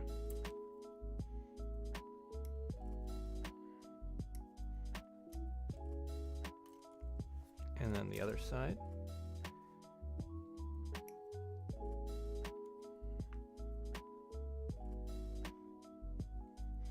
Okay, well, yeah, but you're supposed to use masking tape, though. And I'm sure you're not using it to actually hold the kits together. You're just using it for its intended purpose. Right? Like, you are using it to mask. You're not just, like, sticking your kits together with masking tape.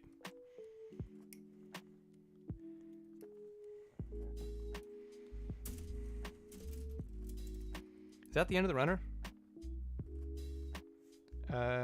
Yes, it is. Okay, then. Those can get tossed. So... did I get these from the other side? No, I didn't. Okay. So...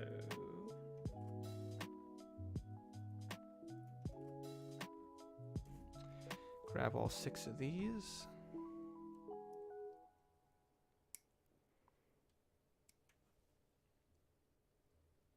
So 21. What? Gaogaigar, Gaogaigar, Gaogaigar, Gaogaigar? 1, 2, 3, 4. That was only 5. Or only 4. Gaogaigar. There you go.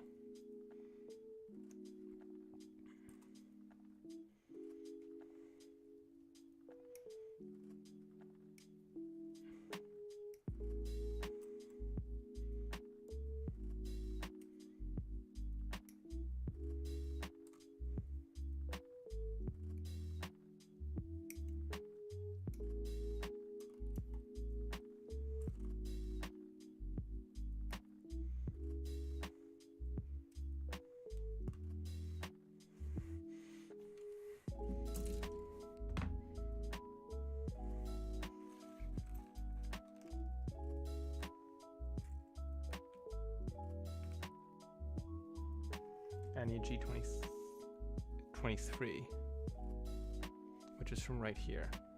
I also need to grab that off the other runner and we'll be set. That's this one.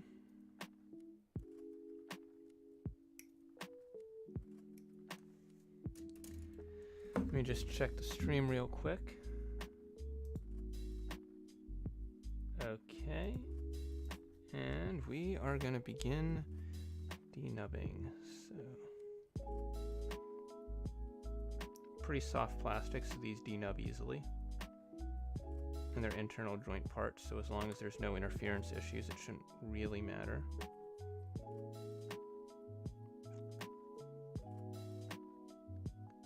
The joke said gay. Gaogaigar, Gaogaigar, Gaogaigar, Gaogaigar. Yeah, I don't. No, it doesn't. Unless you just straight up say it wrong. Like, that doesn't really work.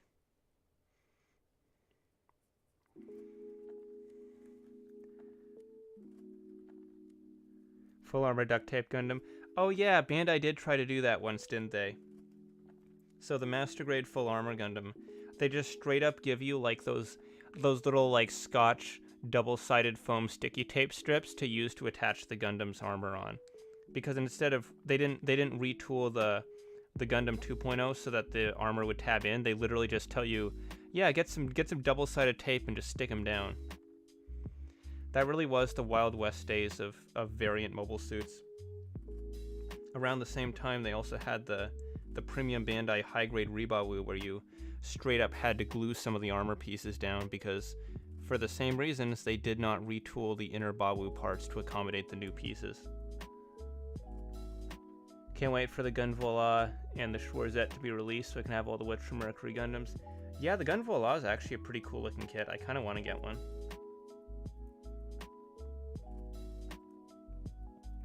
They ever make a full armor attachment for the Double Zeta? They did one for the old Master Grade. And then they did the Sentinel version for the Verka. There is also a Sentinel version for the old one as well. They did all 3 variants for the original Master Grade. And actually, I don't think you can turn it into a regular Double Zeta Gundam, but there is a very old no-grade kit from the 80s of the full armor Double Zeta. I believe it's the Sentinel version, because I think it was in the Sentinel line, so it's in the gray Phas colors.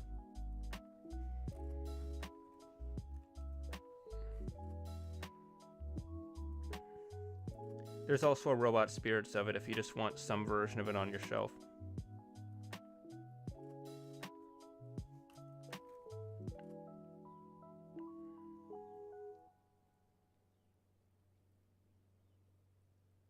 Where Nub?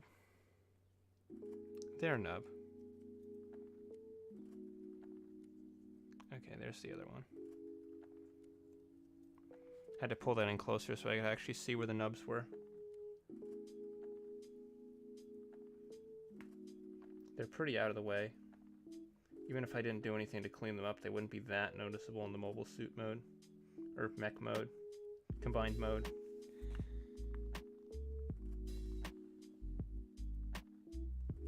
Real grade Double Zeta when? Probably eventually. The high grade's not exactly a great kit, and it's a reasonably popular Gundam, so I'd say its chances of getting a real grade are very high. And by very high, I mean could be literally one of the next 2 or 3 real grades we get kind of high. I think it would be a very reasonable choice for them to make. Full Armor Double Zeta would probably be a PB&I expansion. Oh yeah, definitely. Oh no, they did make the anime accurate blue armor. They made the anime accurate blue armor for the old Master Grade, and then they made one. They made the Robot Spirits figure is the anime accurate blue one as well. All the others are the gray Sentinel version.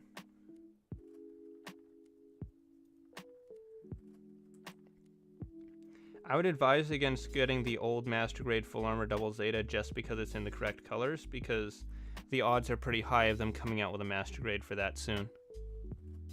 Hey Alex, welcome to the stream. How about the MG GP01 is not so bad? No, the MG GP01 is about as bad as it gets, honestly. If there's anything that needs a 2.0, it's that kit.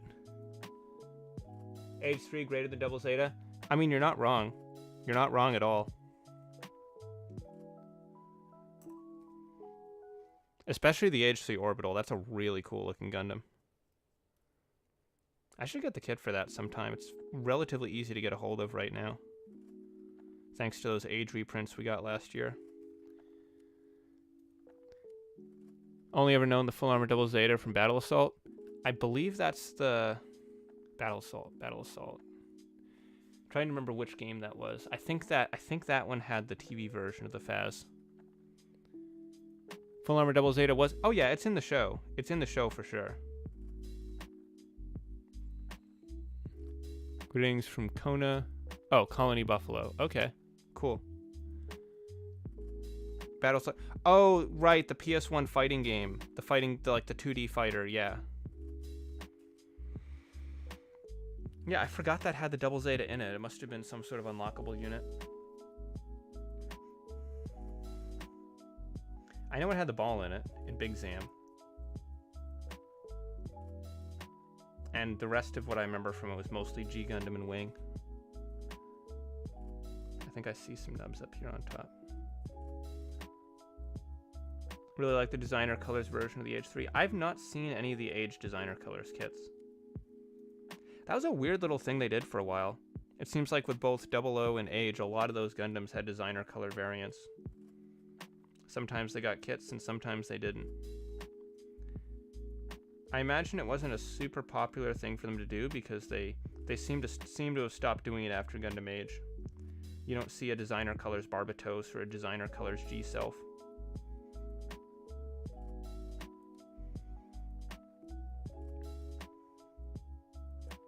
You know Macross? Yeah, I do know Macross has space colonies. They also colonize other planets.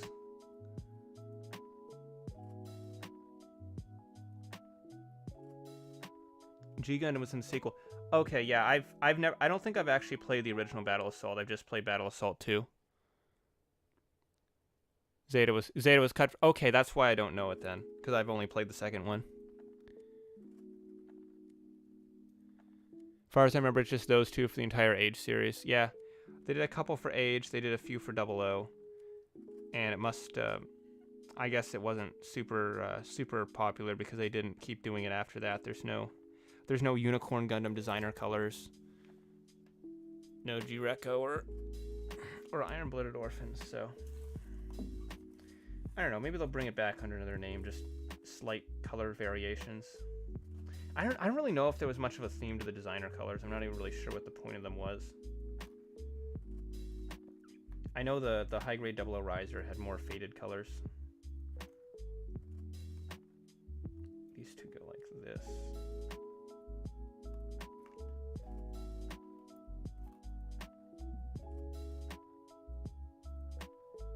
This goes here. This goes here. And then this goes like this. And this attaches on. If there's a Unicorn designer colors, you bet there'd be a PB. Oh yeah, they would milk the crap out of that if it existed. Which makes it pretty clear that it does not.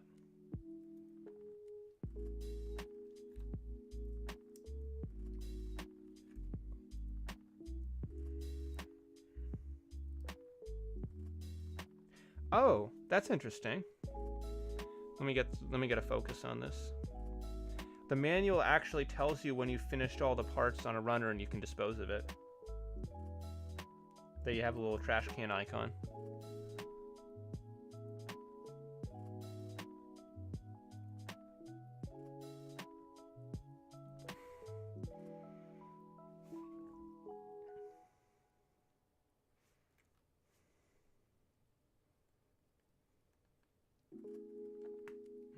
Nope. Too many hinges and swivels. There we go. That's the correct one. So there's one built. Now I just got to do the same thing again. So push these together with the tab facing up. Tab that in here. Where's the other half? G19, G19.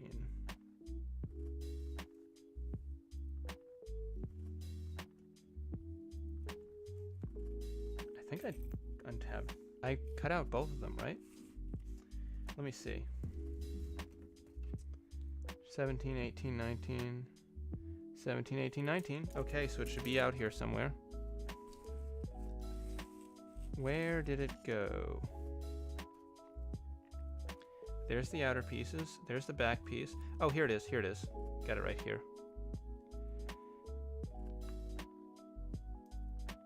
Anyone got the Zeta Verka yet? No, I have not built it, and I'm probably not going to get it until one of the later production runs. It's not a kit that's a very high priority for me, so I'm probably going to wait a little bit to get one.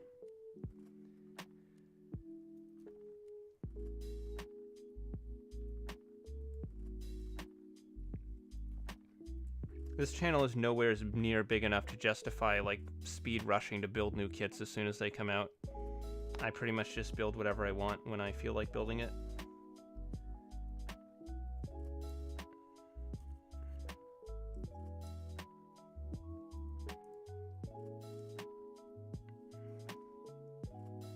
Pinged you on the designer colors in the Discord. Okay.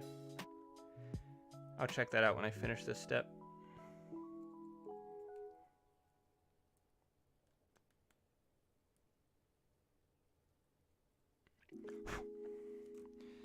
Alright, let's see.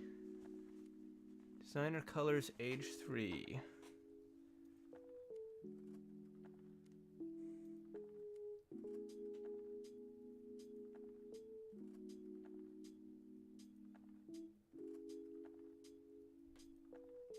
Oh, wow. These are totally different. That's not what I was expecting at all.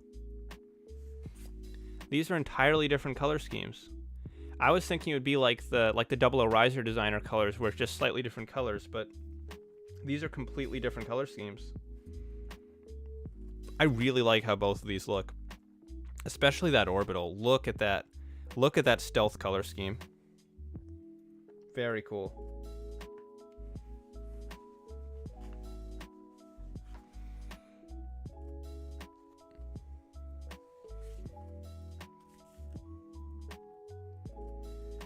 So now, grab a couple pieces off of H and K. I don't think I got the K runners out. I might need to go digging for those. There's H. Oh wait, no, that's the train parts. Never mind. That's just these two pieces.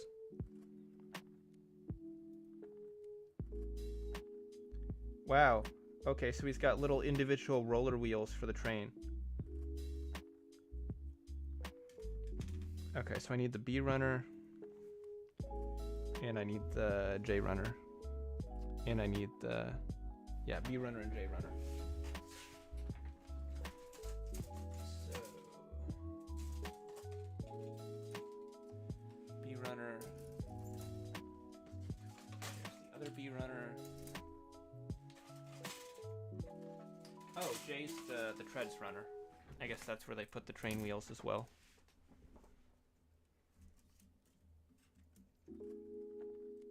And it's just the one piece off the one runner. Where's 12? There it is.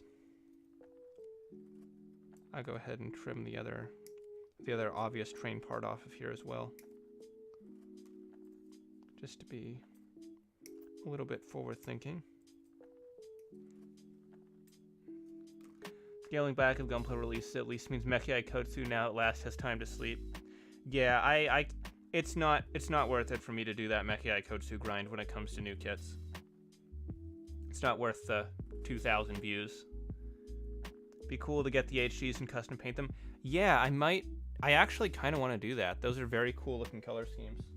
And they're certainly not going to get regular kits anytime soon.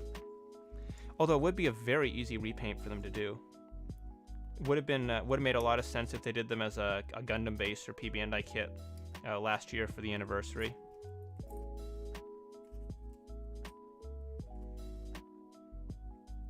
So then the J Runner is going to have those wheels.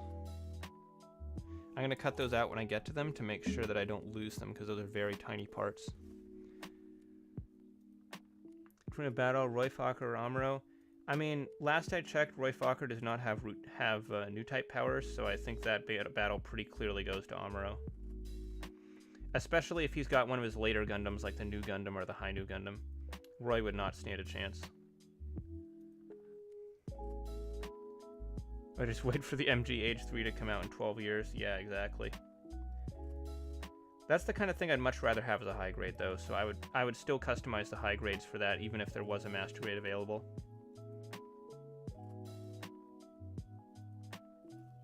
Already trimmed those.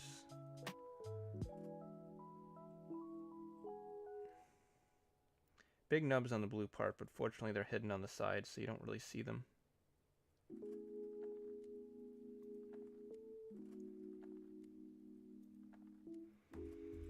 Perfect. So I need H26.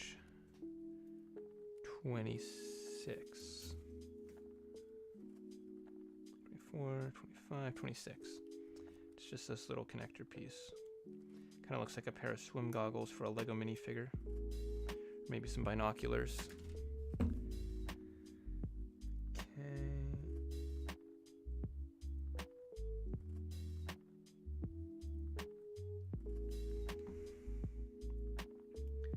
There.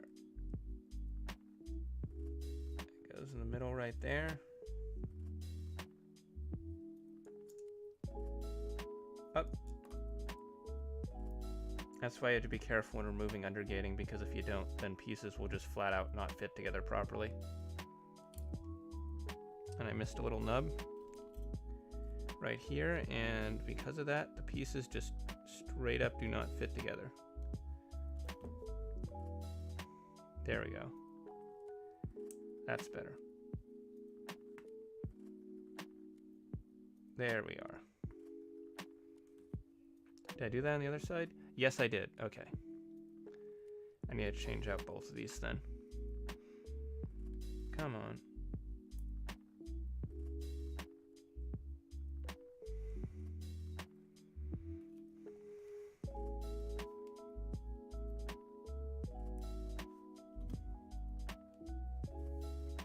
Give it a little trim, just like that. Pop you back in there. There you go.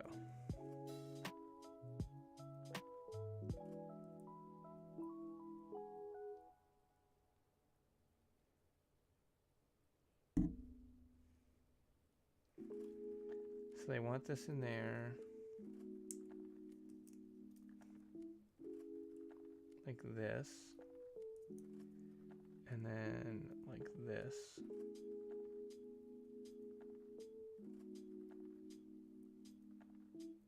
Want that rotated so they're both facing the same way. And then the train plugs in here.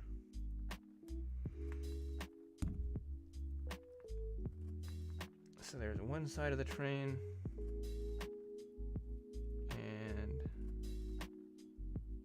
So what's even the... Is the point of this section literally just to be a set of fake wheels? Because once these parts are together, that's completely covered up. Can I put... Yes, I can put these together. Okay. The wheels just push in from the bottom.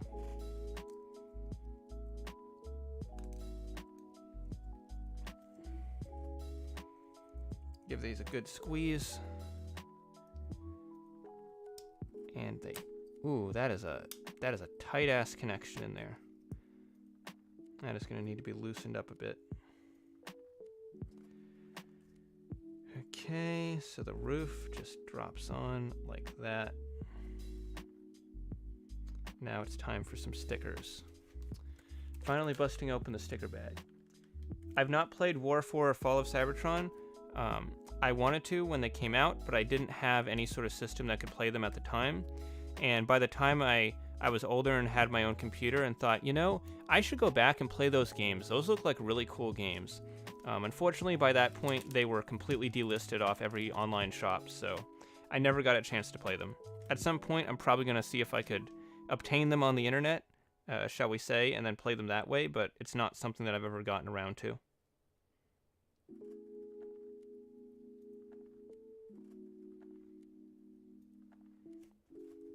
So we're going to start with number 2.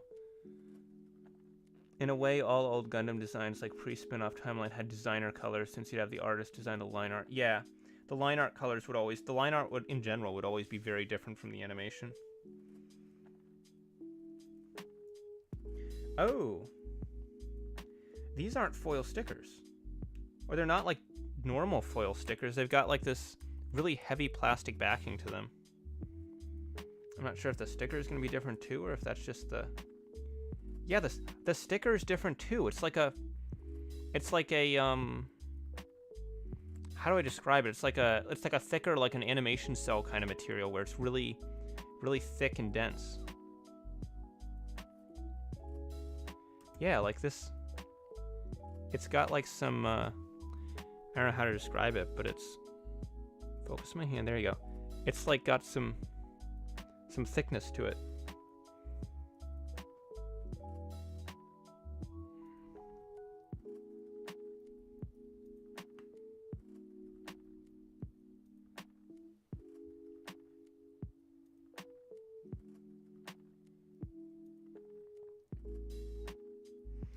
Man, once the stickers are on there, you can barely see the windows. They are almost the exact shade of black as the rest of the stripe. It's like they're not even there.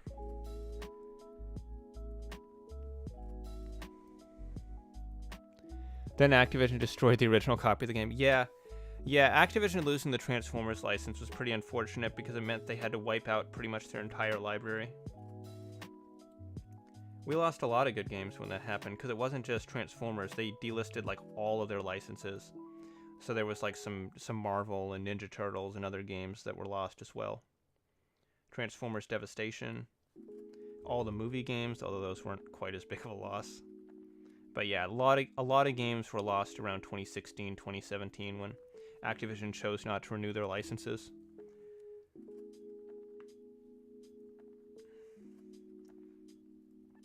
To be fair though, I'm honestly not sure I'd want modern Activision making a Transformers game anyways.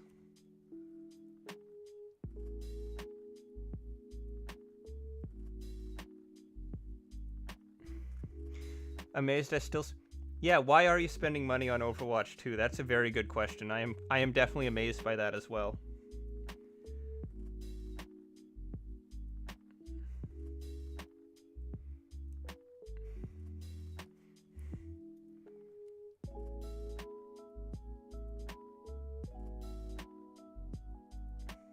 I will say that these thicker plasticky stickers are very easy to line because they're so dense and heavy that they don't get stuck to the part with like static electricity, and they're very stiff so they hold their shape, so they're very easy to get into position. I actually like that a lot. They certainly wouldn't be good for every situation because there's no way to fold these around corners since they're so rigid, but for areas like this where it's just flat smooth sections, I think this is a superior version of the traditional foil seals. Okay, let's build the wheel cars. So, start with the G Runner, G30, not to be confused with the Gundam.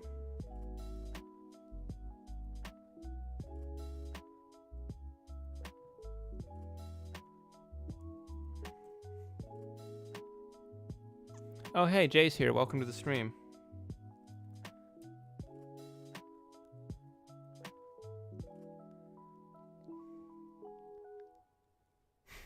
Super dark and grounded movie about the actors in Purge and a man who's smuggling out the original copies of the game. I know it's bad, but the game has me hooked. I mean, at this point, it's not even Overwatch 2. It's just more of Overwatch because they canceled all the content that was supposed to make Overwatch 2 a different game. So you're just. I'm not even going to go any further into it. It's not. You know what? Honestly, at this point, I think it. I don't believe you. I think it is partially because of the Sigma feed at this point. Also, holy crap! Look at how tiny these little pieces are. These are the wheels for the train, and that's my finger next to them for scale. These pieces are literally smaller than the runners they're attached to, smaller than the gate connections. The gate connection is the same size as the axle. I don't even know if I can denub these. I think I would physically destroy the part. I'm just going to pop them straight into here so I don't lose them.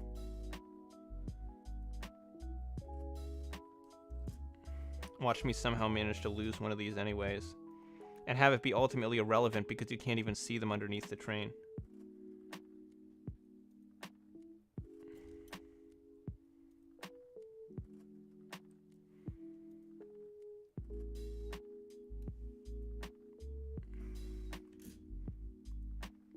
Too broke to spend money on games anyways. Yeah, that's the secret. Can't lose your money to video games if you don't have any money to lose in the first place. Overwatch story DLC costs $30. Yeah, and I think it's not even the full story, right? Like they're doing a bunch of different story passes to milk it for as long as they can and get as much money as possible.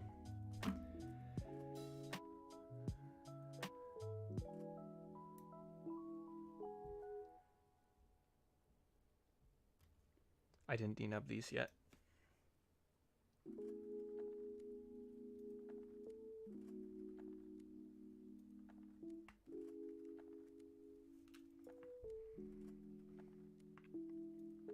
Literally become a second Battlefront 2 debacle. Yeah.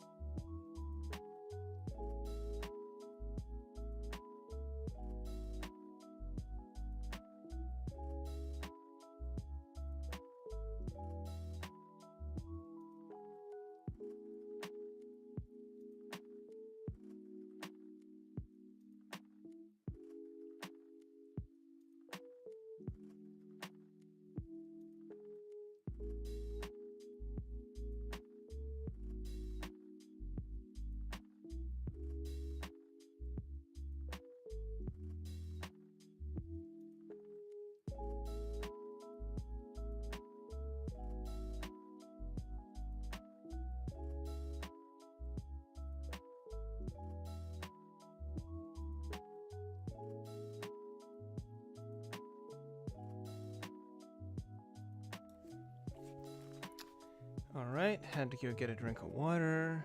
And where were we? Front of the train. Okay. So that's these pieces. This piece, that piece. And then the top lid. Okay. The plan is basically to release a story mission every other season or so. Okay, yeah. Yeah, that sounds like what I heard. Imagine that Fortnite right now is a better Star Wars game than the Star Wars games. I mean, honestly, with all the crap people give Fortnite, they're handling that game really well, and I think in retrospect, it's one of those games people look back on and be like, you know, they actually handled that game really well.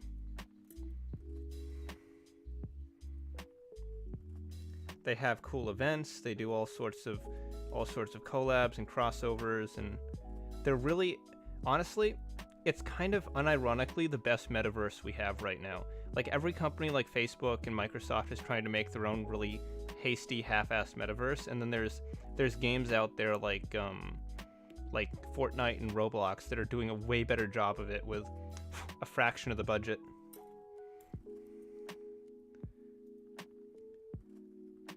They axe the hero talent trees and progression. Okay. What do I need? I need the other cars.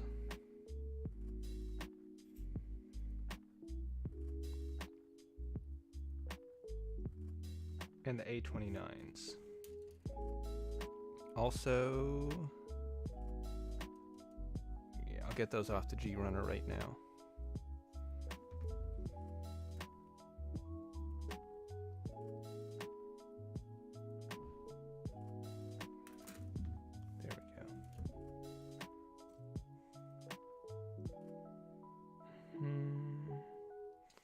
G29s, it's these pieces. Right here. How long have we been streaming? For about 2.5 hours. Okay, I think I'll wrap it up once we're done with the train.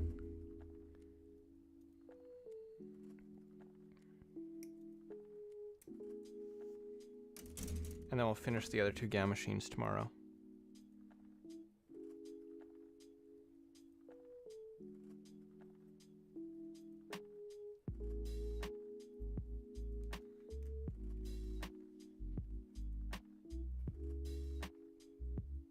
I remember when there was supposed to be a 3rd original Battlefront that was almost complete. Yeah, I saw someone playing one of the prototype builds of that. Apparently it got leaked.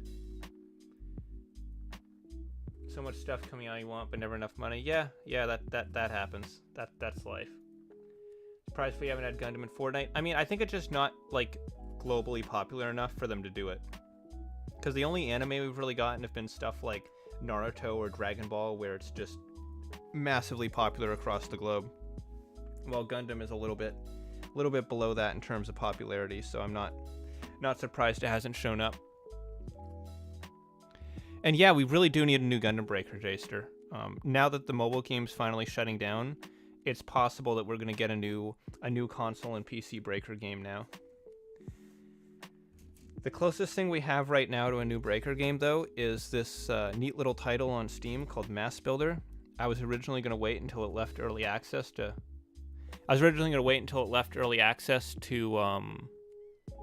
start playing it, but I decided to pick it up recently, and I've been having a lot of fun with it. There's a lot of material there, there's a lot of cool content, and you can build pretty much anything you want.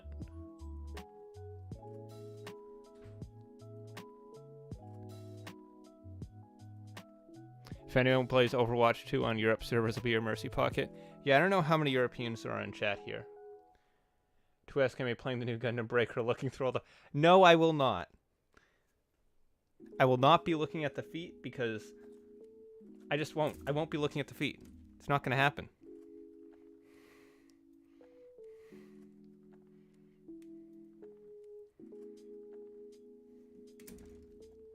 If I ever stream Gundam Breaker, I'm going to specifically build a Zeong just so I don't have to listen to the feet comments.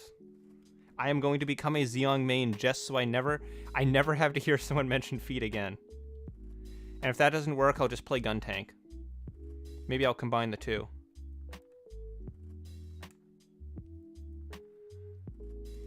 These wheels really did not need to be separate pieces. They're so tightly in here, it's not like they can roll anyways. They should have just molded this as a single piece.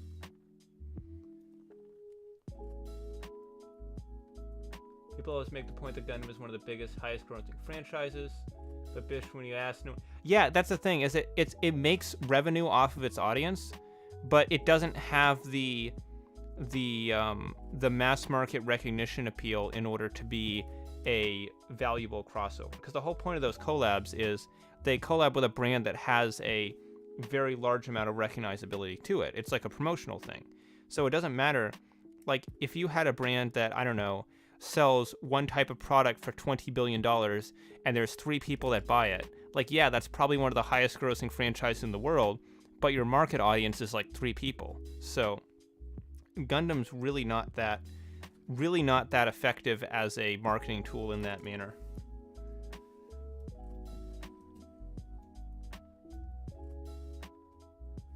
If the landing gear of an aircraft counts as feet, then tank treads count as feet. Okay, Zeong it is then. Zeong it is.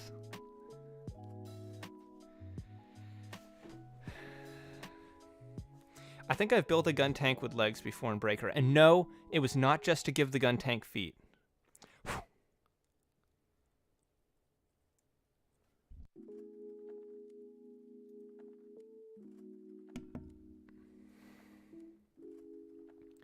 Okay, so this goes under that. Just locks in right there. Correct. And then that plugs into here. Where does this go? Oh, I see. I see. You attach it here first.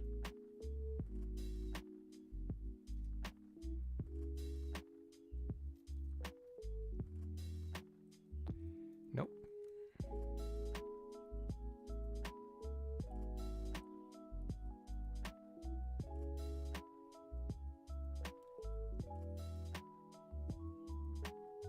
How the... Are these even the right parts?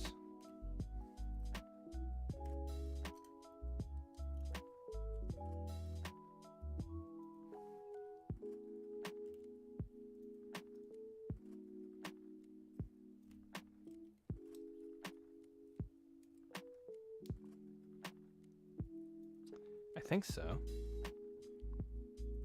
Let me reconnect this. There we go.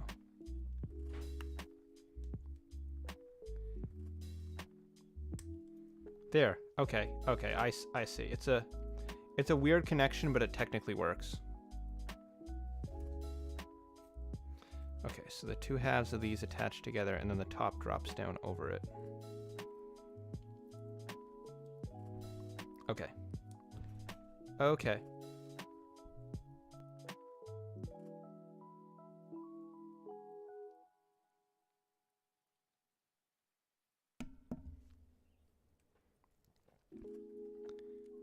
Zeong has large thruster bells on the bottom. Those could be seen. No, they're not. That's a skirt.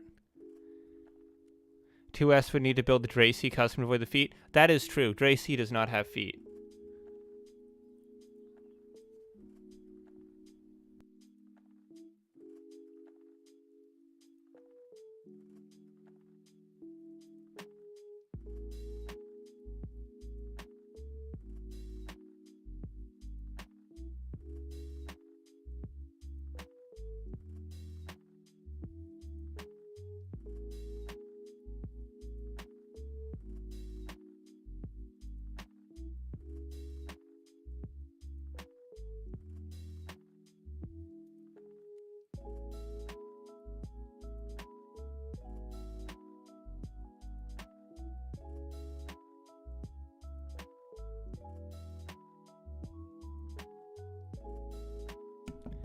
And there we go. Probably makes the Mr. Krabs walking sound as it walks along. When you look at the Zeong from under up, the thrusters and shape of the skirt just makes a heart shape. Yeah, it does. It's very cute. And it's not cute because it's feet. It's cute because it's a heart shape.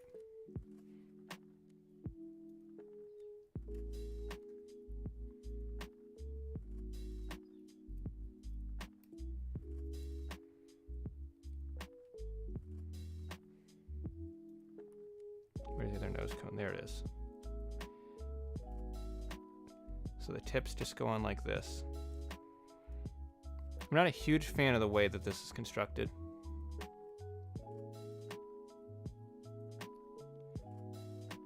Okay, I need a couple little pieces off the A-runner.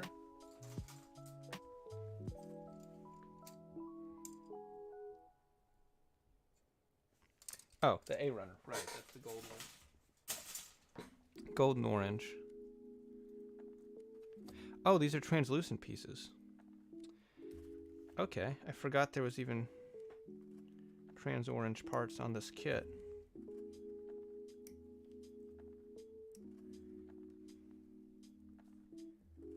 Is that a Transformer? Oh, it's a Gundam.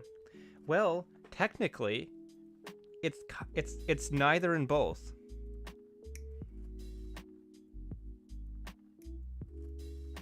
Assuming you're talking about Gaogaigar.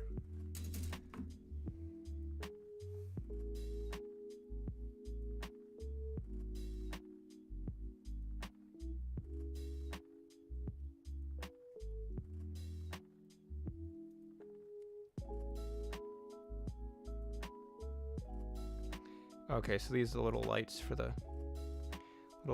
train. Okay, that goes on after this goes down. So this pushes down on there. Oh. Oh, that's not bad. Okay. So lights go through here.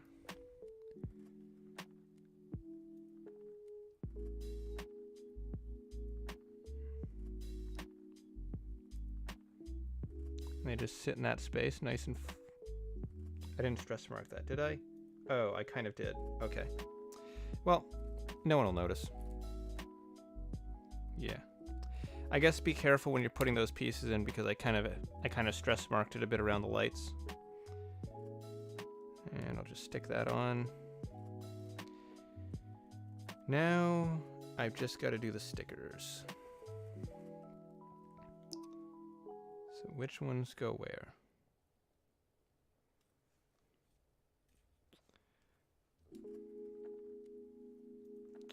So one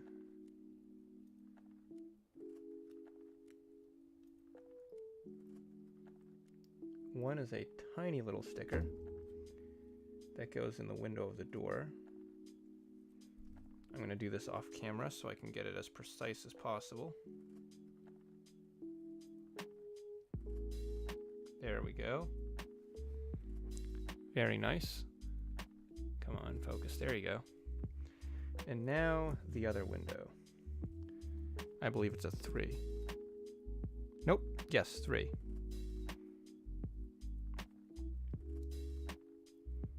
I don't even really need the knife for these. They're very easy to insert into place.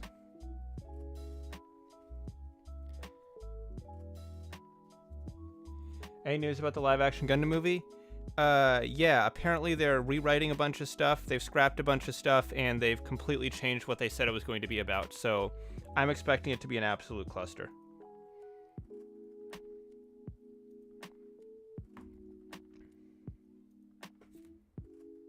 Okay, so these go on the other side.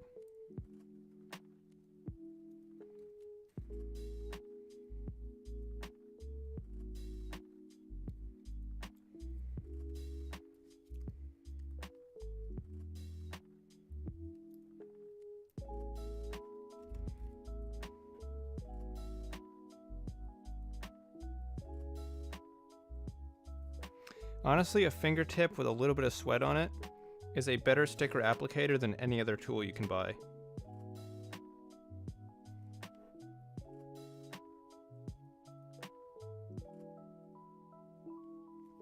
There we go.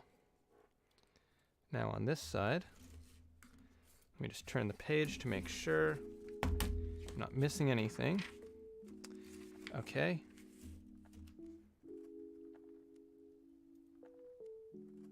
Oh, it's this down here. So,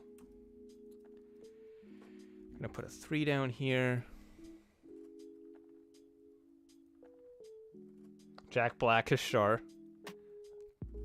I would be happy if it was not Jack Black at this point. Jack Black works great as Bowser, but I would not want to see him as Char. Ryan Gosling Char. I mean, I could see that happening. Kevin Hart as Haro. They totally would get some comedy actor to be Haro.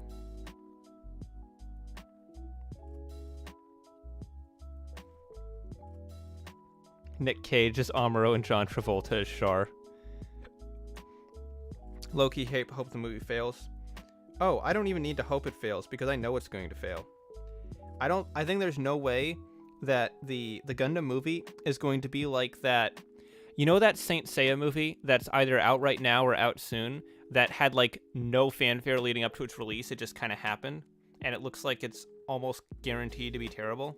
That's exactly what I'm expecting from the Gundam movie. I don't think it's going to be any better or worse than that Saint Seiya movie.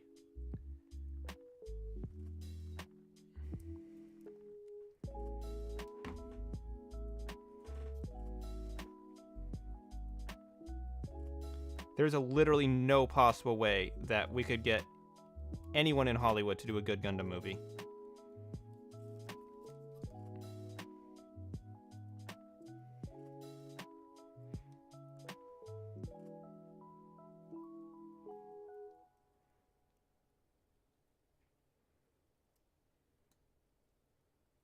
Come on. There. One last sticker.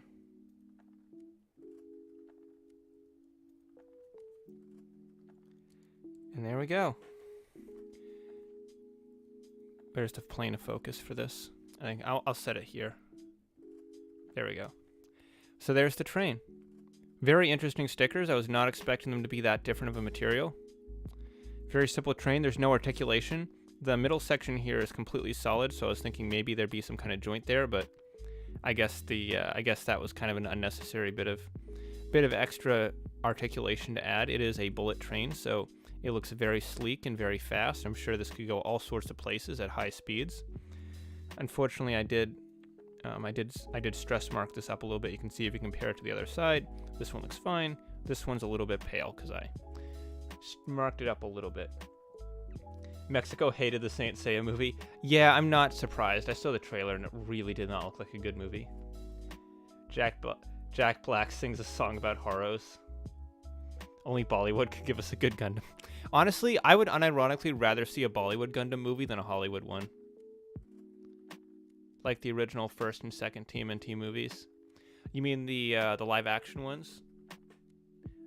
Actually, I should be more specific. Do you mean the Michael Bay live action ones or the old ones that had the Jim Henson puppets? So how does this transformation work? Because his arm is pretty solidly in there.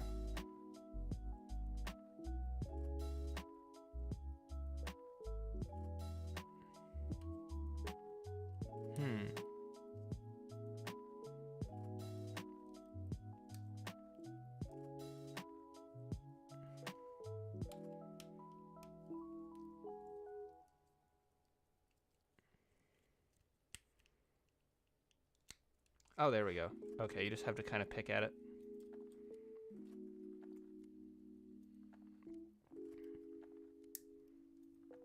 And then you've got a really tight elbow joint for Gaogaigar.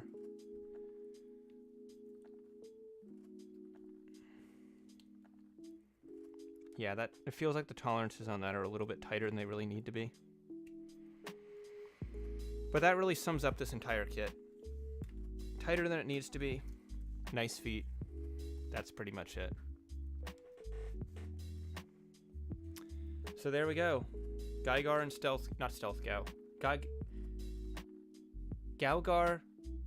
Gaigar, and Liner Gao. There we go. Plus an action-based stand and a couple open hands. The old Jim Henson puppet one. Okay, that makes sense. I saw that Saint Seiya movie preview when I saw the Mario movie. I didn't know that's what it was. I thought I was like, oh, no, that was Saint Seiya. Isn't it like almost unrecognizable? They even dragged down Sean. Oh God, how did they rope Sean Bean into that movie? The Michael Bay TMNT used to scare me as a kid. Yeah, fortunately, by the time that movie came out, I was old enough to have taste, so I looked at it and I was just like, yeah, this looks terrible. And I didn't even watch it. And I did not miss much.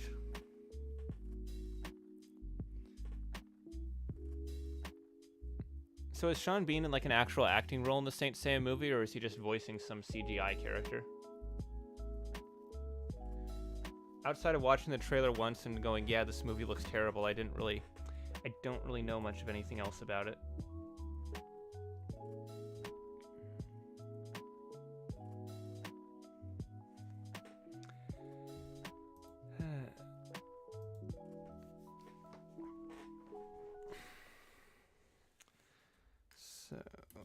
So what's going to be next? Let's see.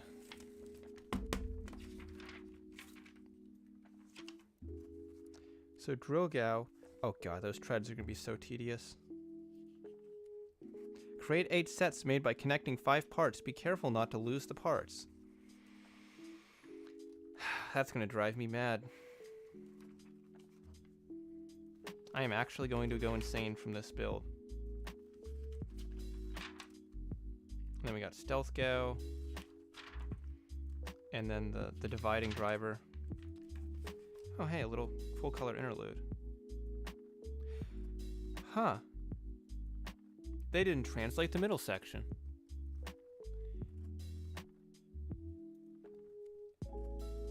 That's so weird, because like usually with modern Gunpla or modern Bandai kits, they translate everything.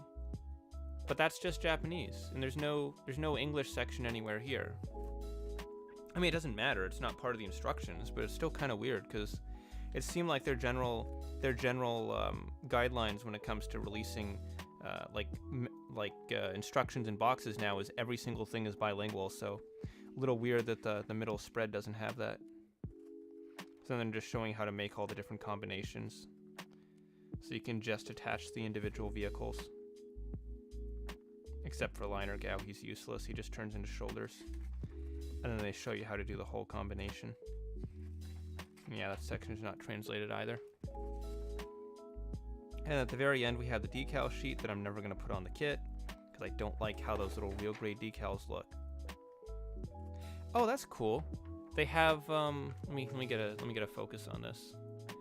They have screenshots from the show where they show him doing his different attacks. That's pretty cool.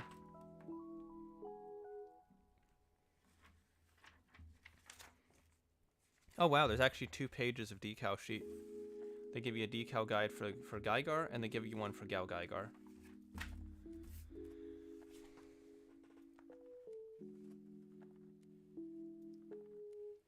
Yeah, he's like an actual dude in the movie. Oh, great.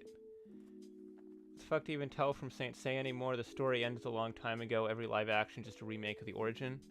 Yeah, that's pretty much what they are. Isn't it called? Yeah, it's called Knights of the Zodiac because that's what Saint Seiya was called in some regions. So a lot of times when they do a westernized version of Saint Seiya, like that CGI Netflix series they did a few years ago, they call it Knights of the Zodiac.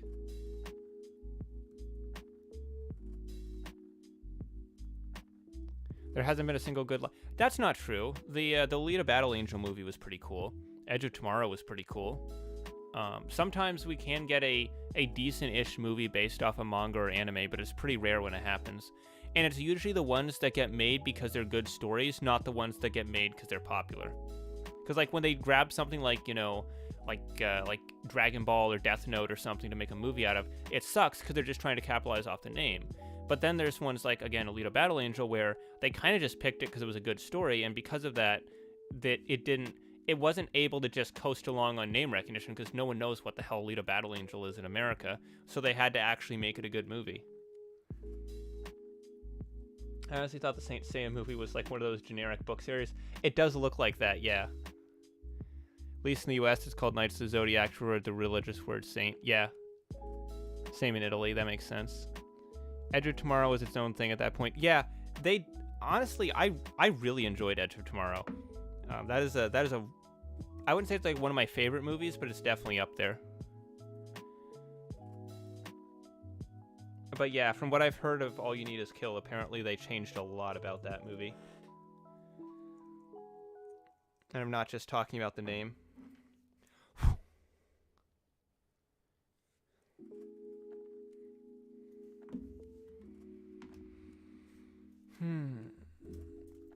Okay. I think I'm going to end it here. Thank you everyone for watching. Check out New Type HQ, link in the description. Affiliate link helps support the channel. If you want to support the channel even more, there's a Patreon link down there as well. If you're, for some reason, this half of a Gaogaigar build stream is the first time you're watching Channel 2S, please subscribe. Button down below, as is everything else. Like, subscribe, all that stuff. As always, I'm your host, Second Soundwave. Thanks for watching, and I'll see you next time. Take care, guys. And end.